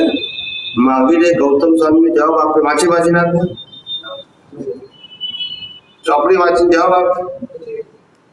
અને જે ચોપડી વાંચીને આપે એને અનુભવ હોય? બોલતા નથી હોય. તો એને અનુભવ ના હોય તો આપણને થાય? હવે આપણે તો સાહેબ 15 વર્ષથી અનુભવ નથી થયો, પણ જેને જ્ઞાન આપ્યું છે એને થયો છે તો કે ના, તો પછી તમારે શું કામ અપેક્ષા રાખવાની જરૂર છે? પછી ના સમજાય. તમને મારી વાતની ગેર બે છે કે નથી બેસતી? પેલો કે 25 વર્ષથી મને અનુભવ નથી અને તમને જ્ઞાન આપું છું. હવે તમે અપેક્ષા રાખો મને અનુભવ થશે, થાય? તમારી અપેક્ષા જ ખોટી છે. આપનારને નથી, તમને ક્યાંથી થશે? નહીં સમજાતું? એની પાસે જ્ઞાન છે ખબર નહીં. જે આપણા વ્યક્તિગત છે એની પાસે જ્ઞાન છે, એનો અનુભવ છે ખબર નહીં. પડે ને, કેમ ના પડે? હમણાં તો આપણે વાત કરી, જે પોતાની સ્વતંત્ર વાણી બોલતો હોય એને અનુભવ છે. દાખલો આપ્યો, કૃષ્ણ ભગવાનનો દાખલો આપ્યો, મહાવીરનો દાખલો ના આપ્યો? દાખલો દરેક વસ્તુના હું દાખલા આપું છું, અધરતા કહેતો નથી. અને તમે બધા દાખલા સાંભળો છો ખરા? એટલે જેને પોતાને, જેની વાણી મુક્ત હોય, મુક્તનો મતલબ અનુભવની ચારણીમાંથી નીકળતી હોય, પોતાનું ઓન દર્શન હોય, અને ક્યારે ચોપડી ન બોલતો, એની બધી વાતો મૌલિક હોય. કેવી હોય? આપણે સાંભળી જ ના હોય. દાખલા એ મૌલિક હોય. કેવા હોય? તમે ગમે એટલી ચોપડી વાંચો એમાં એ વસ્તુ હોય જ નહીં. સમજાય છે મારી વાત? તારે જાણવું કે આ અનુભવી પુરુષ છે, જેની સ્વતંત્ર વાણી હોય. કેવી હોય? અને પછી આપણને સમજાય એ ભાષામાં હોય. કેવી હોય? ગોળ ગોળ ના હોય. એને જ અનુભવ કહેવાય ને. સીધી ને સરળ વાત હોય એને અનુભવ કહેવાય. અને જે ગોળ ગોળ કરે ને અનુભવ નથી. આજે તમે કોઈને પણ પૂછો, કોઈ પણ ધર્મગુરુને પૂછો કે સાહેબ આપણે જીવનમાં શું કરી શકીએ, તો કે ભગવાનની મરજી વગર પાંદડું ના હાલે. એવું તમે સાંભળ્યું છે? નથી સાંભળ્યું? પછી આપણે કે તો પછી હવે અમારે શું કરવાનું? ભગવાનની મરજી વગર પાંદડું ના હાલવાનું હોય તો અમારે શું કરવાનું? તો કે તપ જપ પૂજા પાઠ ને દાન તો કરવાનું. હવે એને સિદ્ધાંતિક જવાબ કહેવાય કે ગોળ ગોળ કહેવાય? એનાથી નિવેડો આવે? એને પોતાને જ ખબર નથી કે હું બોલું છું. સમજાય છે? હવે આપણે પછી એવી વ્યક્તિની વાત સાંભળીને આપણે માને કે આપણો નિવેડો આવશે? આવે? એની વાણીમાં જ ગોળ ગોળ છે તો પછી એને પોતાને જ ખબર નથી. હવે એની પાસેથી મેળવેલું જ્ઞાન આપણો નિવેડો લાવે? ના જ લાવે.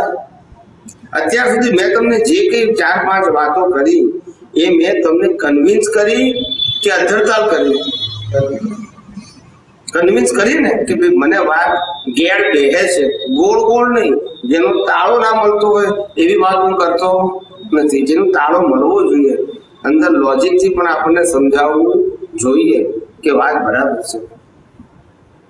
સમજાય છે? પણ આપણને જ ના સમજાતી હોય તો કે આ વાત કરે છે પણ લોજિકલી બેસતી નથી.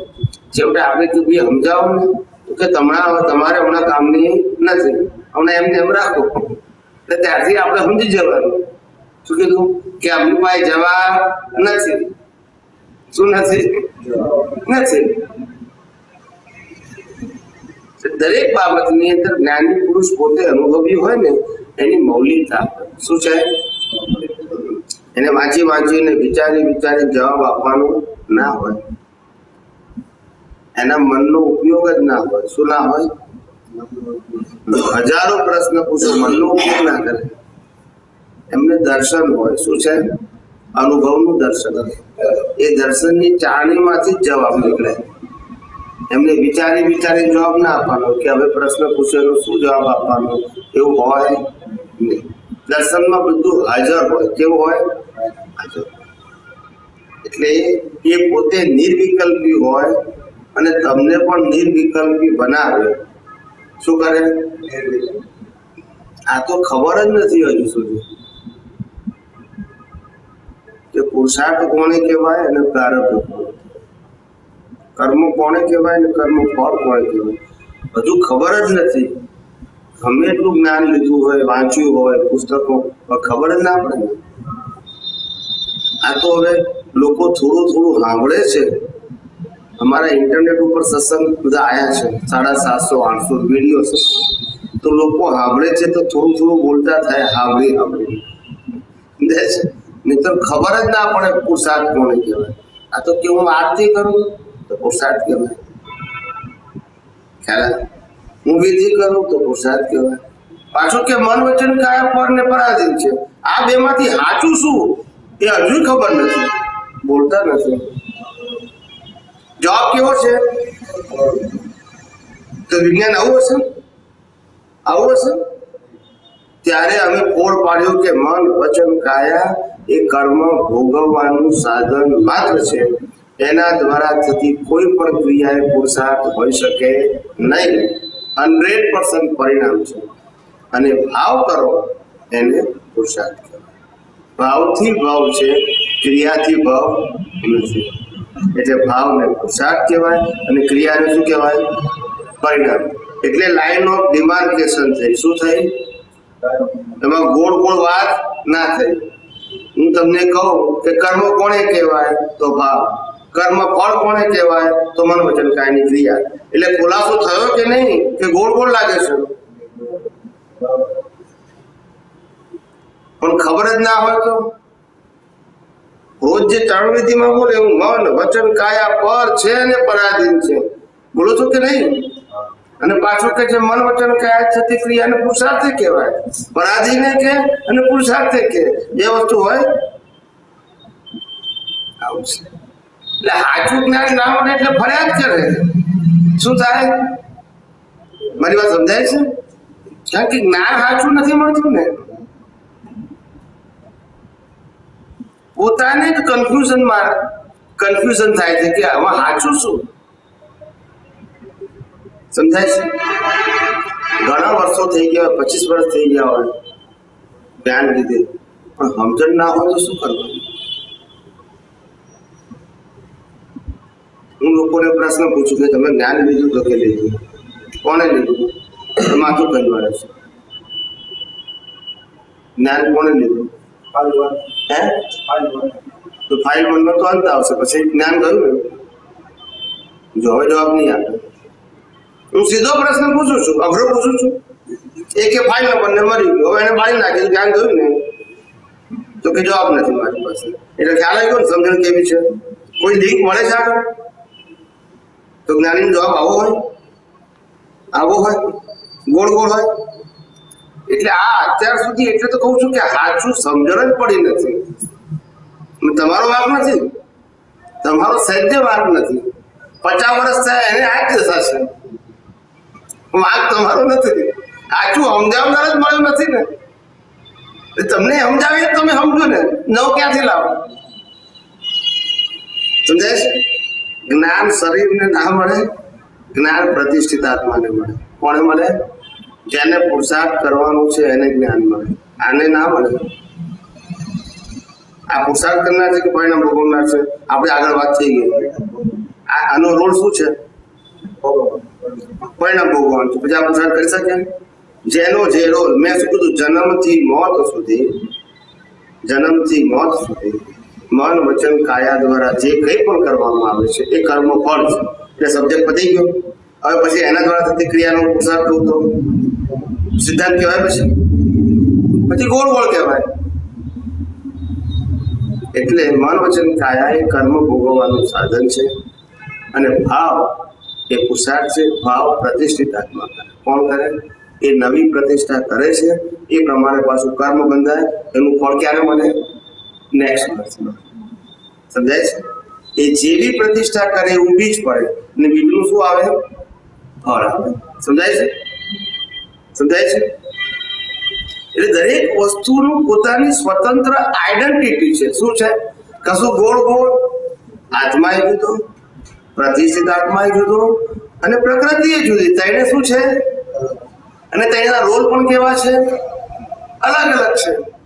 આ મન વચન કાયાનો રોલ કર્મ ભોગવવાનો છે, પ્રતિષ્ઠિત આત્માનો રોલ કર્મ બાંધવાનો છે, અને આત્માનો રોલ પ્રકાશક છે. શું છે? અજ્ઞાનીને પ્રકાશ આપે, જ્ઞાનીને પ્રકાશ આપે. પુરુષાર્થ તમારે કરવાનો. એ શું આપે છે? પ્રકાશ. સમજાય છે? સમજાય છે? સૂર્યનારાયણ પ્રકાશ તો બધાને હરખો આપે છે ને કે જુદો જુદો? અને ઉપયોગ બધાનો કેવો છે? ને રિઝલ્ટ પણ કેવા આવે? સમજાય છે? એટલે આત્માના પ્રકાશમાં કશું ફેરફાર નથી. બધાના આત્માનો પ્રકાશ કેવો છે? હરખો છે. પણ ઉપયોગ કેવો છે? કારણ કે સમજણ કેવી છે? જુદી જુદી. જેનું જેવું લેવલ એવો એનો પોશાક. પ્રકાશમાં ફેર એટલે આત્માનો સ્વભાવ પ્રકાશ આપવાનો છે, પ્રતિષ્ઠિત આત્માનો સ્વભાવ પુરુષાર્થ કરવાનો છે, અને મન વચન કાયાનો સ્વભાવ કર્મ ભોગવવાનો. ત્રણેયના રોલ કેવા થઈ ગયા? હવે આ ગોળ ગોળ થયું, ગોળ ગોળ થયું. હવે આવી ખબર હતી? બોલતા જ નથી. આત્મા અને પ્રતિષ્ઠિત આત્મામાં ડિફરન્સ નથી. ત્રણ વસ્તુના મેં રોલ કીધા કે ના કીધા? બરોબર. આત્માનો રોલ શું કીધો મેં? પ્રકાશ. પ્રતિષ્ઠિત આત્માનો રોલ. હા, તો પછી રોલ થયો કે નહીં અલગ? પુરુષાર્થ જે થાય છે એ પ્રતિષ્ઠિત આત્માની થાય. એ જ કરે ને. પ્રતિષ્ઠિત આત્મા જેવી પ્રતિષ્ઠા કરે એવું ફળ મળે ભાઈ.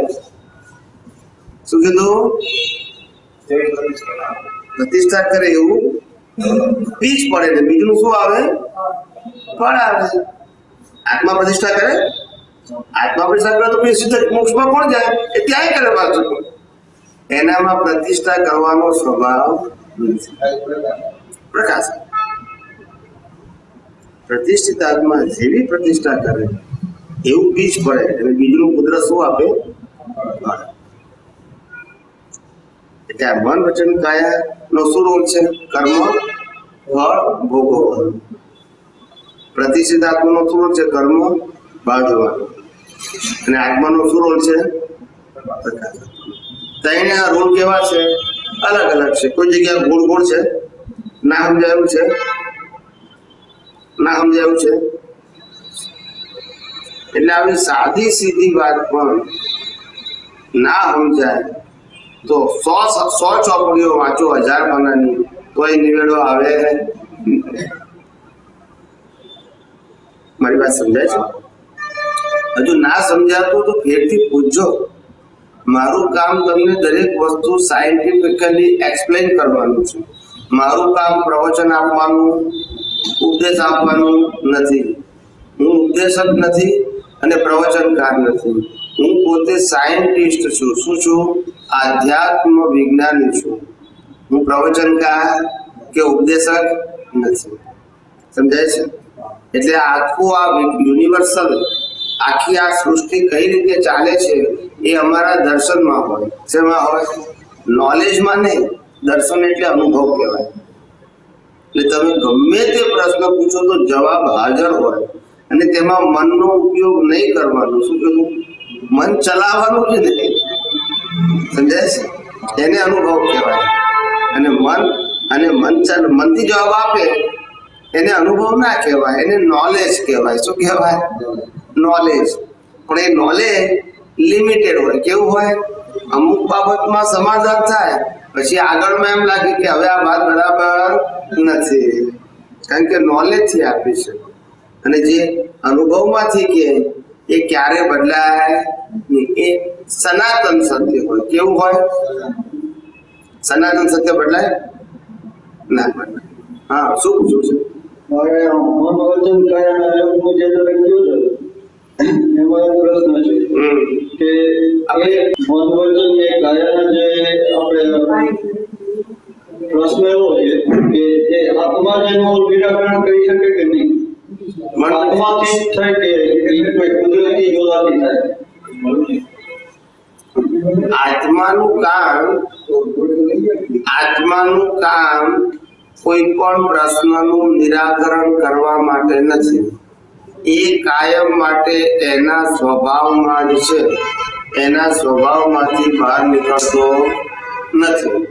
એનો એક જ રોલ છે, પ્રકાશક. કયો રોલ છે? તમારે નિરાકરણ કરવું કે ના કરવું એની સાથે આત્માને લેવા દેવા. સમજાય છે? એટલે મેં તમને દરેક વસ્તુના રોલ કીધા. શું કીધા? સમજાય છે? જેનો જે રોલ છે એના સિવાય કઈ કરી શકે નહીં. આત્માનો એક જ રોલ છે, માત્ર પ્રકાશ આપવાનો. એનું કામ સમાધાન અસમાધાન સાથે કોઈ લેવા દેવા નથી. જેમાં લાઈટ નું કામ શું છે કે રૂમને અજવાળવું. બરાબર છે? હવે એમાં તમે ચોરી કરો કે મારામારી કરો, પુસ્તક વાંચો કે ટીવી જોવો, એને હું લેવા દેવા. પુરુષોનો પ્રશ્ન એ છે મને આવવાનું મન થયું કે ભાઈ મારે અહીંયા સત્સંગનો લાભ લેવો છે. મન થયું એવી રીતે 5 જણાને મન થયું, 2 આવી છે કે 3 નો આવી છે. એ એના કર્મના હિસાબ. 2 જણાને શું કહેવાય? અને 3 કર્મના શું કહેવાય? આયા તે ઉદય કર્મ ને ના આયા તે ઉદય કર્મ. એટલે પોતાનું કઈ નહીં, એ તો ઉદય જ છે. 100% આપણે જન્મ્યા તે જ ઉદય છે. આપણી કોઈ ચોઈસ નથી, અને મરી જવાના તે ચોઈસ નથી. ચોઈસ જ નથી. પછી ફરજિયાત તો એમાં ચોઈસ હોય. મેં પહેલા જ શરૂઆત કરી કે માતા પિતા આપણે સિલેક્ટ કર્યા. શરૂઆત ક્યાંથી કરી? ત્યારે તમે કીધું ના. ભાઈ બહેન આપણે સિલેક્ટ કર્યા તો કે ના. ધર્મ આપણે સિલેક્ટ કર્યો તો કે ના. રહેવાનું ઘર આપણે સિલેક્ટ કર્યું તો કે ના. ત્યારથી નક્કી થયું કે જન્મતાર સાથે જે મળે છે એ બધું પરિણામ છે. પછી મૃત્યુ એ પરિણામ છે. પછી જન્મ અને મૃત્યુની વચ્ચે જીવન છે, એ પણ શું છે? વાત થઈ કે ના થઈ? હવે જન્મ અને મૃત્યુનું જેનું જીવન પરિણામ હોય તો તમે આવો કે ના આવો, પરિણામ હોય કે પુરુષાર્થ હોય. આ બધી વાતો મેં પાયાની એકવાર કરી નાખી. બધા જવાબો એમાં જ છે, બીજે કોઈથી ખોળવાના નથી. પણ આજ દિન સુધી વિજ્ઞાન સમજ્યા નથી, એટલે પઝલમાં જ છો. વિજ્ઞાન સમજો તો લાખો પ્રશ્નોનું નિરાકરણ એની અંદર છે. મને પૂછવાની જરૂર નહીં પડે. એટલે હું કાયમ માટે ગમે ત્યાં જઉં છું તો પહેલા બેઝિક સમજાવું છું. મારે બીજા ઇતિહાસ ભૂગોળ નથી કહેવા. આ પાયાનું સમજો, આ નહીં સમજો તો ઇમારતમાં કોઈ ફેર નહીં પડે. ગમે ત્યારે કકરભૂસ થઈ જશે, કારણ કે પાયો જ નબળો છે. સમજાય છે મારી વાત? એટલે પાયો પેલા પાકો કરો તો બધા જવાબો એની અંદર છે. અત્યાર સુધી સૈદ્ધાંતિક જ્ઞાન સમજ્યા જ નથી ને આપણે. શ્રદ્ધાનું સમજ્યા નહીં. આપણો હિસાબ છે, કોઈનો લાભ નહીં કાઢવાનો. આપણે મને કોઈ સારું ટીચર મળે, ખરાબ ટીચર મળે, કોણ જવાબદાર? આપણા કર્મના હિસાબો. મને ચોર મળે કે સાવકાર મળે, કોનો હિસાબ? આપણો છે ને. મને ચોરને ગાળ દેવાય તો પછી? એટલે આપણે કોઈની ટીકા નથી કરવાની, પણ મારે પ્રગતિ કરવા માટે શું કરવું એટલું તો આપણે વિચારીએ કે ના વિચારીએ. આપણા પોતાના માટે, બીજાના માટે નહીં. આપણને લાગે કે ભાઈ આ સ્કૂલમાં સારું ભણાવતા નથી તો બીજી સ્કૂલમાં જઈએ. સ્કૂલને હું કામ ખોટી કહેવાની જરૂર? સ્કૂલ તો બીજા માટે કામ લાગે કે નહીં ભાઈ? પણ મારા માટે કામની નથી, એ તો મારો પ્રશ્ન ખરો કે નહીં? ખરો કે નહીં? આપણે આપણું સોલ્યુશન લાવી દો. શું કીધું? આપણે સ્કૂલને ખોટી કહેવી નથી. મારી વાત સમજાય છે? આજે આપણે અહીં રહેતા હોય, હાલ હતા અહીંયા હજારો દુકાન કરિયાણાની હોય કે ના હોય, એમાંથી કઈ દુકાનમાં માલ લેવો આપણી પસંદગી છે, દુકાનદારની પસંદગી છે? આપણી જ પસંદગી છે. આપણે ના ભાવે બીજી દુકાનમાં જઈએ, પણ દુકાન ચાલવાની ને થોડા આપણે ના જઈએ તો એની દુકાન ચાલશે નહીં? ચાલવાની છે. એટલે આપણો પ્રશ્ન છે કે આપણે આ દુકાનમાં જવું કે નહીં, એટલો જ આપણો પ્રશ્ન છે. દુકાન તો ચાલવાની છે. પરિવાર સમજાય છે? આપણું સોલ્યુશન ક્યાં આવે છે, આપણા પ્રશ્નોનો કાયમી ઉકેલ ક્યાં આવે છે, એ આપણે ખોળતા રહેવું. અને જ્યાં મળી જાય તો આપણો ઉકેલ આવી ગયો, પછી ખોળવાની જરૂર નથી. પછી બીજે ખોળવા નહીં જવાનું, પછી ટેસ્ટ કરવા જવાનું કે મને જે મળ્યું છે બરાબર છે કે નહીં. એટલે ગમે ત્યાં જઈએ એટલે જવાબ પરથી આપણને ખ્યાલ હોય કે આનું લેવલ આ છે, આનું લેવલ આ છે, આનું લેવલ આ છે, અને આપણું લેવલ શું છે? સમજાય છે મારી વાત? એકવાર તમે ટોપ લેવલનું જાણ્યા પછી ગમે એટલા વચ્ચેના લેવલ હોય તમે જાઓ તો પણ વાંધો આવે, કારણ કે તમને આગળ લેવલ છેલ્લું લેવલ ખબર પડી ગઈ, પછી કોઈ જગ્યાએ ફસાવો. એટલે મારા સત્સંગમાં આવ્યા પછી બધાને કહું તમારે જ્યાં જવું હોય ત્યાં જાઓ, પણ એકવાર વિજ્ઞાન સમજી લો. શું કહું છું? પછી જ્યાં જવું હોય ત્યાં જાઓ, કોઈ ચિંતાની જરૂર નથી. તમને પોતાને ખબર પડી જશે કે આપણે જે વાત સાંભળી છે કયા લેવલની છે એ તમને ખબર પડી જશે, કારણ કે તમે છેલ્લામાં છેલ્લું સનાતન સત્ય જાણી લીધું. એટલે વ્યવહાર સત્યની બધી વાતો વચ્ચે આવી ગઈ. હવે કોઈ પણ લેવલથી વ્યવહાર સત્યની વાત કરે તમને ખબર પડી જશે કે આ લેવલ કયું છે. એ વિજ્ઞાન જ તમને બતાવશે. કોણ બતાવશે? સમજાય છે? એટલે તમને પછી ખબર પડી જશે કે આનાથી કોઈ આગળની કોઈ વાત કરતું આ છેલ્લામાં છેલ્લી વાત છે એવું તમને રિયલાઇઝ થઈ જશે. શું થઈ જશે? એટલે આ વિજ્ઞાન સમજવું, દાદા ભગવાનને જે પ્રગટ થયું હતું તે અક્રમ વિજ્ઞાન હતું. શું હતું? અને એ અક્રમ વિજ્ઞાન વ્યવસ્થિત શક્તિ રૂપે પ્રગટ થયું. કઈ રૂપે? આત્મા રૂપે નહીં. શું કીધું? વ્યવસ્થિત શક્તિ. અને વ્યવસ્થિત શક્તિ એટલે જ આ સાયન્ટિફિક સર્કમસ્ટાન્શિયલ એવિડન્સ, એ જ સનાતન સત્ય, એ જ કુદરતી કારણ. આત્માનું જ્ઞાન નહીં. સમજો બરાબર. 10 લાખ વર્ષ એમને આ વ્યવસ્થિત શક્તિ સમજવા માટે કાઢ્યા. વ્યવસ્થિત શક્તિ કહું છું, આત્મા નથી કહેતો. બરાબર ધ્યાનથી સાંભળજો, ભૂલ ના કરશો. પાછા હું કહીશ કઈ તમે સમજશો કઈ પાછા. એટલે 3 વખત બોલું છું. એ કે છે 1958માં અમને વ્યવસ્થિત શક્તિનું જ્ઞાન થયું, આત્માનું નહીં. સમજાય છે? આત્માનું જ્ઞાન તો ક્યારનું થયેલું, આ વ્યવસ્થિત શક્તિ સમજાતી નથી. સમજાય છે મારી વાત? ના, વ્યવસ્થિત શક્તિ સમજાય એટલે કામ થઈ ગયું. અજ્ઞાન ગયું. એક અજ્ઞાન તો કહ્યું તું કે હું આત્મા છું, પણ આ જગત કોઈ આધારે ચાલે છે એ નતું સમજાવ્યું, એટલે તો ફસાયા. આપણા હિન્દુસ્તાનમાં બધાને ખબર હશે કે નહીં કે હું આત્મા છું? બોલતા નહીં.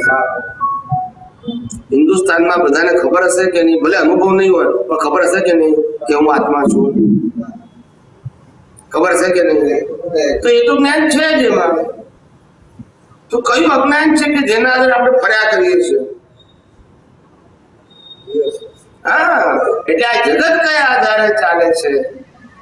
દાદા ભગવાને કીધું કે મને 10 લાખ વર્ષ થયા વ્યવસ્થિત શક્તિ સમજતા, આ કુદરતી રચના સમજતા મને 10 લાખ વર્ષ થાય. સમજાય છે? 10 લાખ. એ દાદા ભગવાને આપતવાણીમાં લખ્યું છે, હું નથી કેતો. આપતવાણીમાં લખ્યું છે.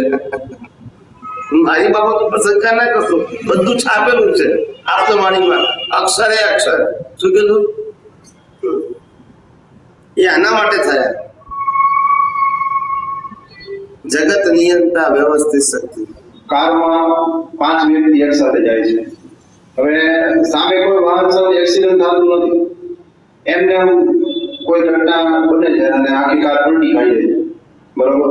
એટલે એ ડ્રાઈવરનો ફોલ્ટ, એક સાથે બ્રેક મારીને આખી કાર પલટી ખાઈ ગઈ. હવે એક વ્યક્તિ સાવ ત્યાંથી એક્સપાયર થઈ ગઈ અને બાકીના 4 વ્યક્તિ જીવિત. એક વ્યક્તિને વધારે ઘાયલ છે, બાકીના 3 જીવિત છે. બરોબર? તો હવે આમાં કહેવાનું એ કે એ તો ખબર છે કે ભાઈ ગયા વખતનું જે કર્મ બાંધ્યું હતું એ આ પૂરું થયું. એને કેવું કર્મ બાંધ્યું હતું કે એક વ્યક્તિ એક્સપાયર થઈ ગઈ અને બાકીની નહોતું, બાકીના કઈ નહોતી. જેને જેવું કર્મ બાંધ્યું હોય એવું એનો ભોગવટો આવે. હળવું બાંધ્યું હોય તો હળવો આવે, ભારે બાંધ્યું હોય તો ભારે આવે. એટલે જે મરનાર વ્યક્તિ છે એને શું બાંધ્યું હશે એમ કે આ ઘટના થઈ?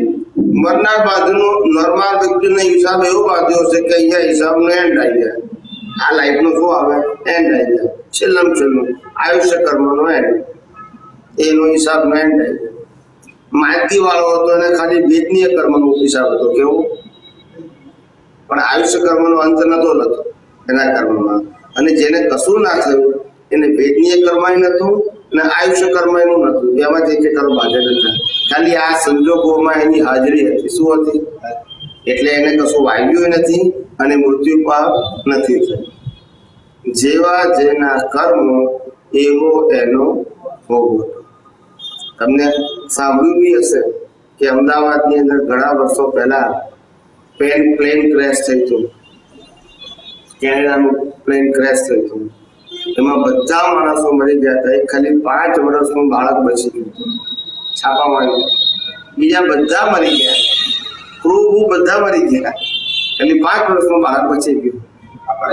કેવું એને કર્મ પાયું પેલા જન્મમાં એને મૃત્યુના યોગ ના લખ્યા હોય બીજમાં. આ સંજોગથી બીજા સંજોગથી આવે.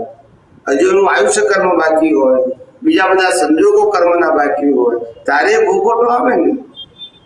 અત્યારે ભોગવટો હોય એમાં ખાલી નિમિત્ત રૂપે હોય. કેવો હોય કે આ 5 વ્યક્તિના સમૂહથી કાર્ય થવાનું છે. એમાં એક વ્યક્તિને ઓછી અસર થાય, એકને વધારે થાય અને બીજાને ના થાય. જે બી ખ્યાલ આવ્યો કે નહીં? ધંધો તો બધા એક જ સરખો કરે, બધાને નફો હરખો મળે તો પછી જેવા જેના કર્મના હિસાબ પાપ અથવા પુણ્યના એવો એનો ભોગવટો આવે.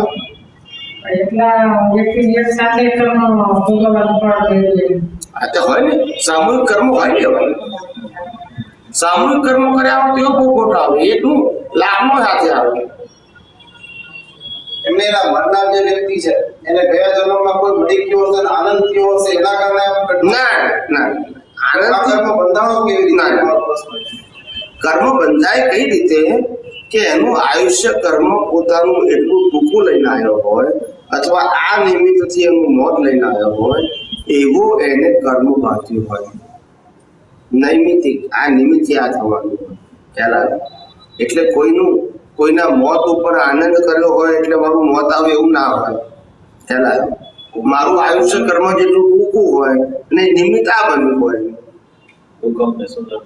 ગમે ત્યાં નિમિત્ત તો જોઈએ ને.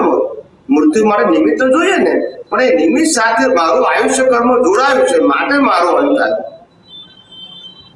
નિમિત્ત બધા માટે હતું. આજે એ ધરતીકંપ થયો હતો અહીંયા 10 લાખ માણસો બધા માટે નિમિત્ત એક જ થયું ને. પણ જેનું આયુષ્ય કરવાનો અંત આવે એનું મૃત્યુ થાય ને. બીજા તો જીવી જાય, કોઈ પડે આખરે વાગે એવું પણ થાય, પણ બધા મરી જાય એવું બને નહીં. એવી રીતે અને કોઈને કશું ના થાય એવું છે. આ કર્મના ખેલ સમજવા જેવા છે. એટલે એને તો કીધું કે આ કુદરતનો કાનૂન સમજો તો બધો નિવેડો આવે. આ નથી સમજતા એટલે તો પસંદ થાય છે આપણને. આ કઈ રીતે કર્મ બંધાય છે જાણો તો ખબર પડે ને. આ કર્મ જેવા ભાવ કરો છો ને એવા એના ફળ આવે છે.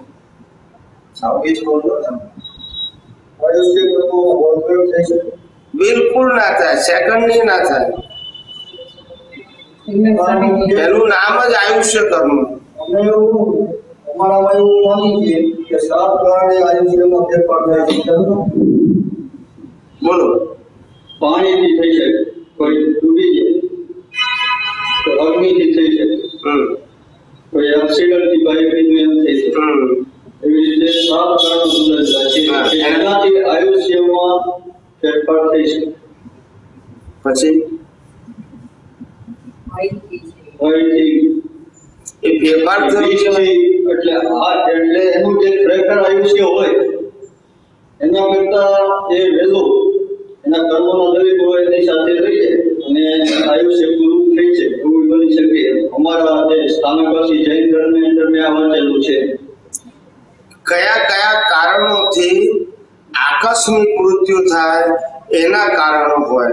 વહેલું મૃત્યુના કારણ ના હોય કોઈ દિવસ, કોઈ શાસ્ત્રમાં ના હોય. આકસ્મિક મૃત્યુ, નોર્મલ ડેથ નહીં. હું તો આ તમે જે બધું બોલો છો એ તો મેં આખું આગમ તો મેં 15 વર્ષ પહેલા વાંચી લીધેલા છે. પણ તમે એક પણ શબ્દ ભૂલ કરશો તો હું પકડીશ. ત્યારે એક શબ્દ ભૂલ કરશો તો શું કીધું? આકસ્મિક મૃત્યુના કારણો બતાવ્યા છે, વહેલા મૃત્યુના કારણો નથી બતાવ્યા. એમાં સમજાય છે? નોર્મલ ડેથ અને આકસ્મિક મૃત્યુ એ કઈ કઈ રીતે થાય એના 7 કારણો છે. એ અર્લી ડેથના નથી, આકસ્મિક મૃત્યુના છે. શેના છે? આકસ્મિક મૃત્યુ એટલે કે નોર્મલ મૃત્યુ નહીં. સમજાય છે? કોઈ એક્સિડન્ટથી મરી જાય, કોઈ ડૂબીને મરી જાય, કોઈ આપઘાત કરીને મરી જાય, કોઈ બળીને મરી જાય, કોઈ કપાઈને મરી જાય, આ બધા આકસ્મિક મૃત્યુ કહેવાય. પણ મૃત્યુ વહેલું નથી થયું એનું. શું નથી થયું? પણ એને સામાન્ય મૃત્યુ કહેવાય નહીં. જે નોર્મલ ડેથ થાય ને, લાંબુ આયુષ્ય જીવે અને પછી મરી જાય, એ સામાન્ય કહેવાય. અને આકસ્મિક કહેવાય. કેવું કહેવાય? એટલે આકસ્મિક મૃત્યુના 7 કારણો છે, વહેલા મૃત્યુના 7 કારણ નથી. એટલે આકસ્મિક આયુષ્ય તો પૂરું થઈ ગયું ને. એટલે એટલું જ લાવ્યો છે, પણ એમ કહું છું એ વહેલું નથી. એટલે ખાસ શબ્દ બોલું છું કે વહેલું મૃત્યુના કારણો નથી, આકસ્મિક મૃત્યુના કારણો છે. એટલે એમને શું કીધું કે વહેલું મૃત્યુ થઈ શકે? એ કીધું કે ના કીધું? વહેલું મૃત્યુ ના થાય, મોડું પણ ના થાય. શું કીધું? વહેલું એ ના થાય, મોડું એ ના થાય, ટાઈમ સર થાય. પણ મૃત્યુના પ્રકારો પાડ્યા. સામાન્ય રીતે જીવે અને ઉંમર પ્રમાણે મરી જાય એને નોર્મલ ડેથ કહેવાય. શું કહેવાય? અને કોઈ પણ જાતના કારણ વગર આકસ્મિક મૃત્યુ પામે. આયુષ્યમાં 2 પ્રકાર કીધા, એક શોક કર્મી, એક નિરુક્ત કર્મી. જેમ કે બળદેવ વાસુદેવ હોય, એ લોકોનું આયુષ્ય જેટલું હોય એટલું જ ભોગવે. કે એનું જે એમાં આયુષ્યનો કોઈ ફેરફાર જ નથી. એ સિવાય આપણા જેવા સામાન્ય કે જે નિરુક્તની આયુષ્ય લઈને આવ્યા છે, એ લોકોના આયુષ્યમાં ફેરફાર થઈ શકે છે. પણ આ રીતે એના દલીકો, કર્મના દલીકો જે હોય એ એક સાથે એના કર્મો પૂરા કરી એનું આયુષ્ય વહેલું પૂરું કરી શકે છે. એટલે એ સમજણ 72 વર્ષનું આયુષ્ય છે અને 35 વર્ષે એને એક્સિડન્ટમાં એક્સપાયર થયું, તો એના જે 36 વર્ષ બાકી છે એ દરેકો કર્મના એક સાથે લઈ અને 35 વર્ષે આ 7 કારણો જે કીધા છે એવી રીતે એ મૃત્યુ પામી શકે છે. એવું અમારા આગમની અંદર આમાં બતાવ્યું છે. પછીના બાકીના કર્મના હિસાબોનું શું થાય? એ એક સાથે જ ભોગવે.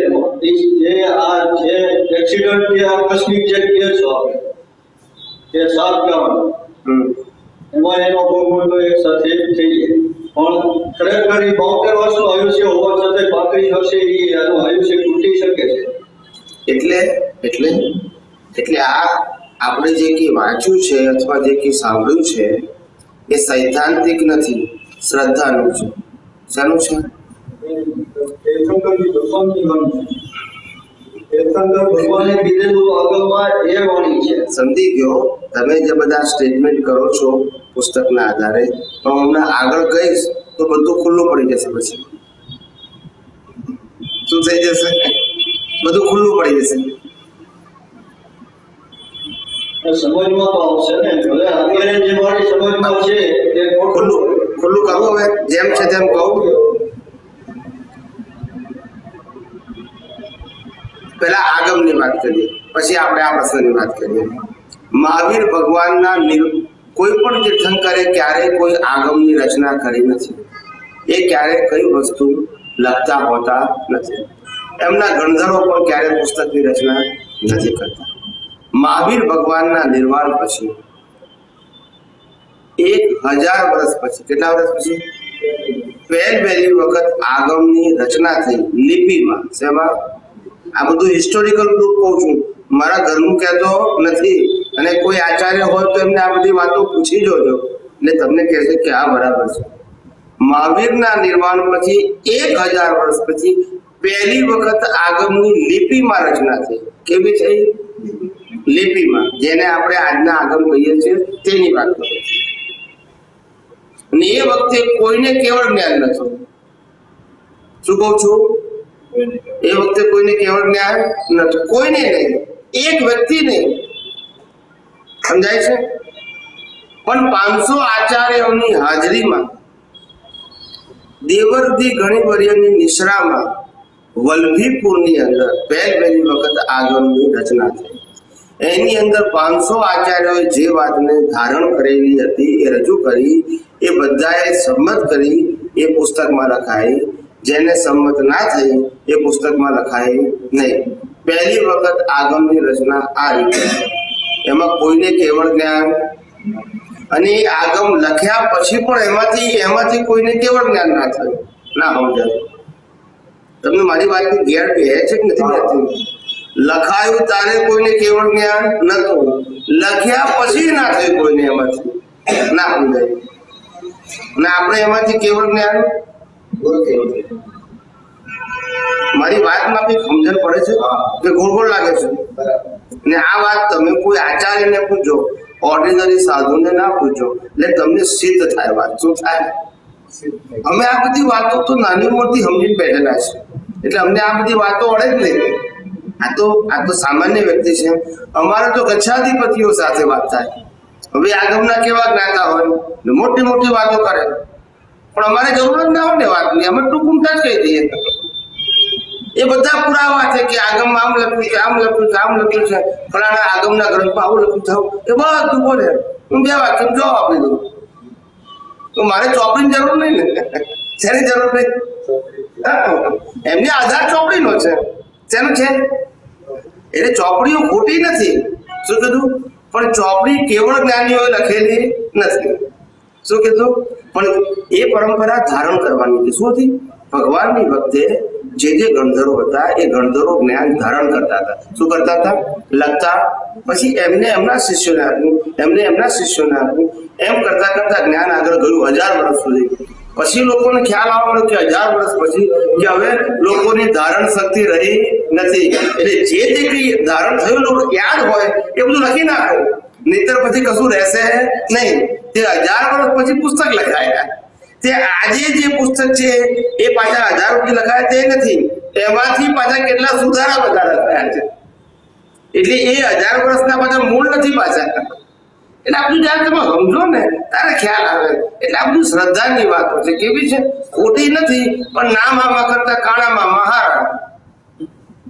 શું કીધું? બીજું કઈ કરવું એના કરતા આ કરવું સારું. એટલે હું ચોખ્ખું કહું છું કે આગમ મહાવીર લખ્યા નથી, ગીતા કૃષ્ણએ લખી નથી, અને વેદાંત શિવે લખ્યું નથી. ના સમજાય? સમજાય છે? છતાં સામાન્ય જીવો માટે ઉપકારી છે. શું છે? સામાન્ય જીવો માટે. પણ જેને આગળ જવું છે એને પ્રત્યક્ષ અનુભવી જોઈશે. આગળ જેને પાપ પુણ્યની વાત કરવી છે એના માટે બરાબર છે કે આમ કરવાથી પાપ થાય, આમ કરવાથી પુણ્ય થાય. એ જ્ઞાન તો તમને મળશે જ એમાંથી, એમાં ખોટું નથી. તે સિવાય પણ બીજી બધી માહિતીઓ એમાંથી બધી મળશે કે જે સામાન્ય વ્યક્તિઓ પાસે ના હોય. એવી ઘણી બધી માહિતીઓ આગમની અંદર છે. સમજાય છે? શક્તિઓની વાતો ને બધું છે, નથી એમ નથી. પણ તમારે સંસારથી છૂટવું હશે તો એ વાતો અંદર નથી. એના માટે પ્રત્યક્ષ અનુભવી પુરુષ જોઈએ. જ્ઞાન જ્ઞાનીના હૃદયમાં હોય, ચોપડીમાં ના હોય. શેમાં ના હોય? હૃદયમાં હોય. હૃદય એટલે અનુભવ. હૃદય એટલે કે ફિઝિકલ નહીં સમજવાનું પાછું, અનુભવમાં.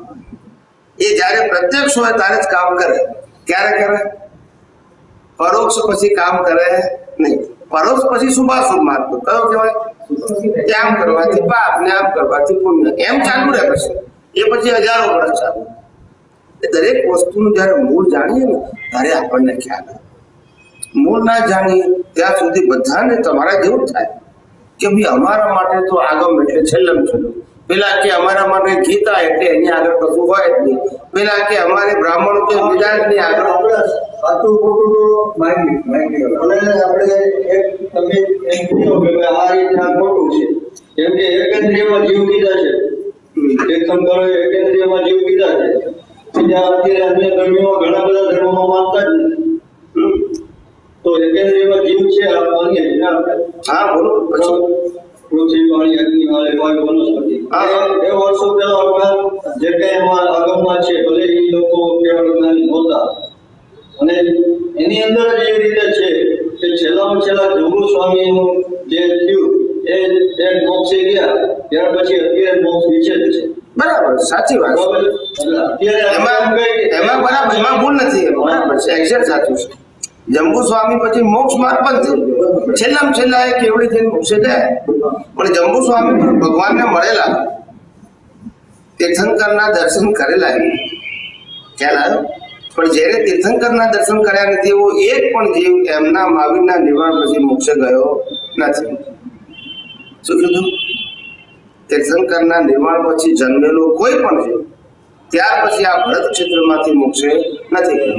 પણ પણ જેને તીર્થંકરના દર્શન કરેલા હયાતીમાં અને આયુષ્ય કર્મ હોવાથી એને પછીના વર્ષો જીવવું પડ્યું, પણ દર્શન કર્યા હોવાથી એવું જ્ઞાન થઈ ગયેલું, પણ નિર્વાહ જે તે સમયે થાય.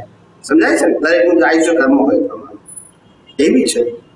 એટલે દરેક વસ્તુ જયારે આવું સિદ્ધાંત સમજો ને ત્યારે તમને એની ગેરાડ બેસે. શું બેસે? આમાં સાચા ખોટાનો પ્રશ્ન નથી. પ્રશ્ન એ છે કે આપણે જે જાણીએ છીએ તે બધું અર્ધ સત્ય છે, ને એ અર્ધ સત્યને આપણે સનાતન સત્ય માનીએ ત્યાં પસંદ છે.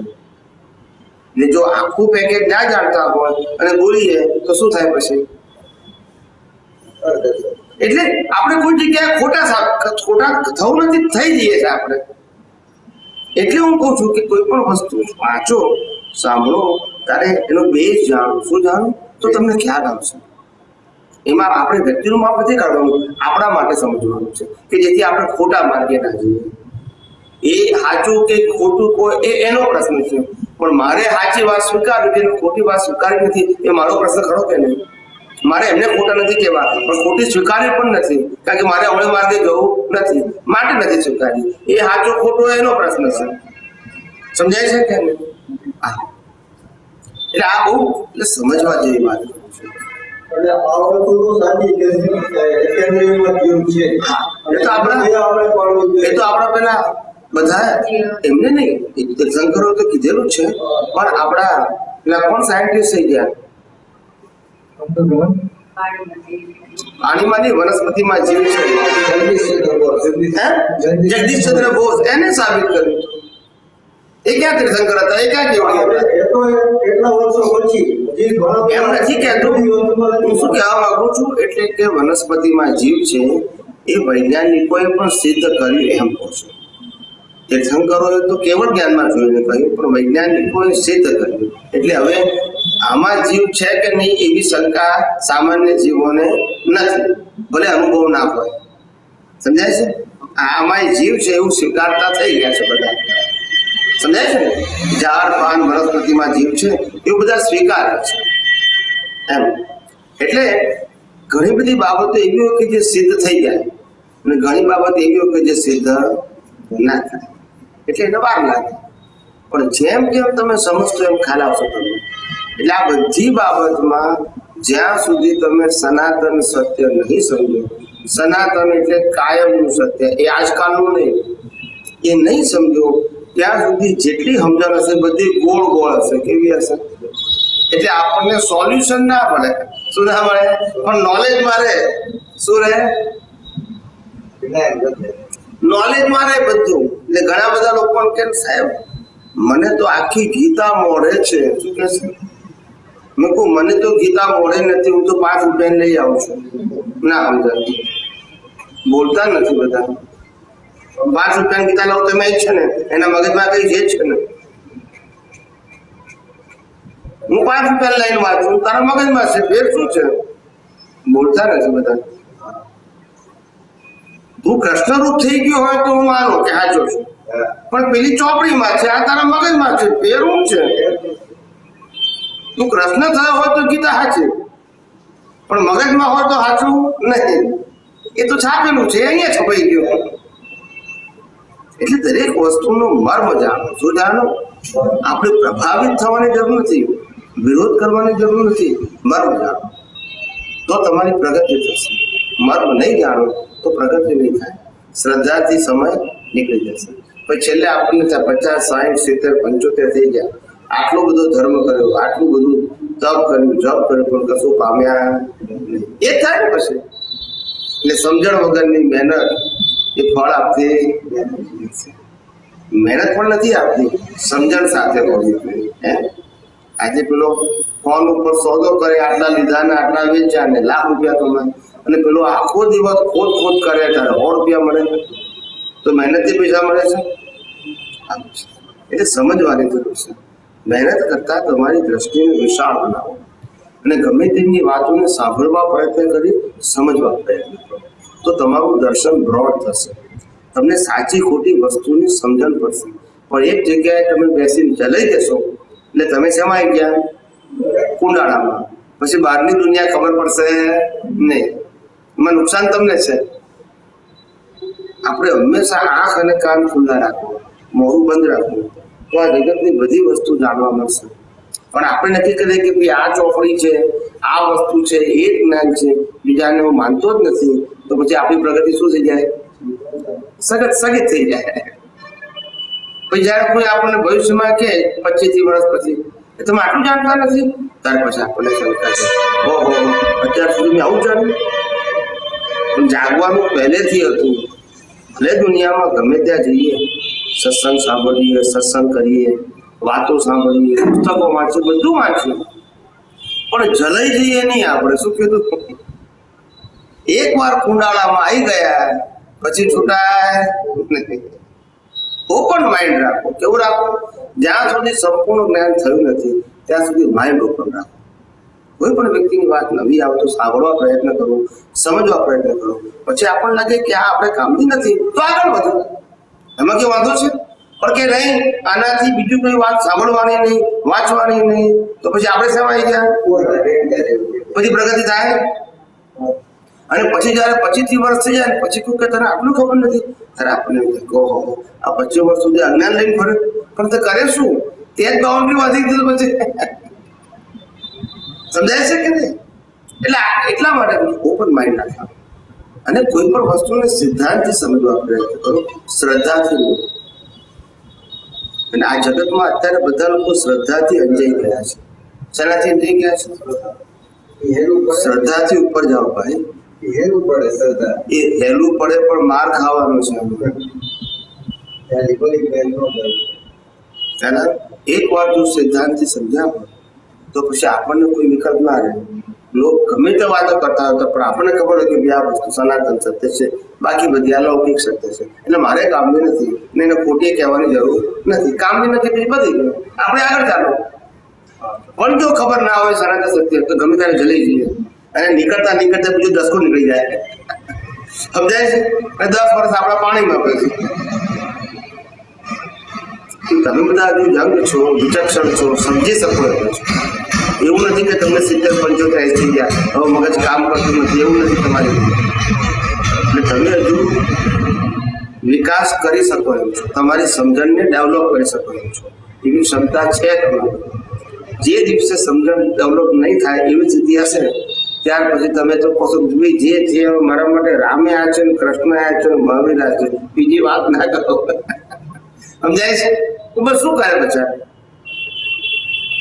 એટલે આજે તો મેં થોડી ઘણી વાતો કરી છે. આપણો પહેલો પરિચય હતો. ત્યાર પાછા બહુ વિગતવાર પછી બધી વાતો કરીશું, નવી વાતો કરીશું, આગળની વાતો કરીશું.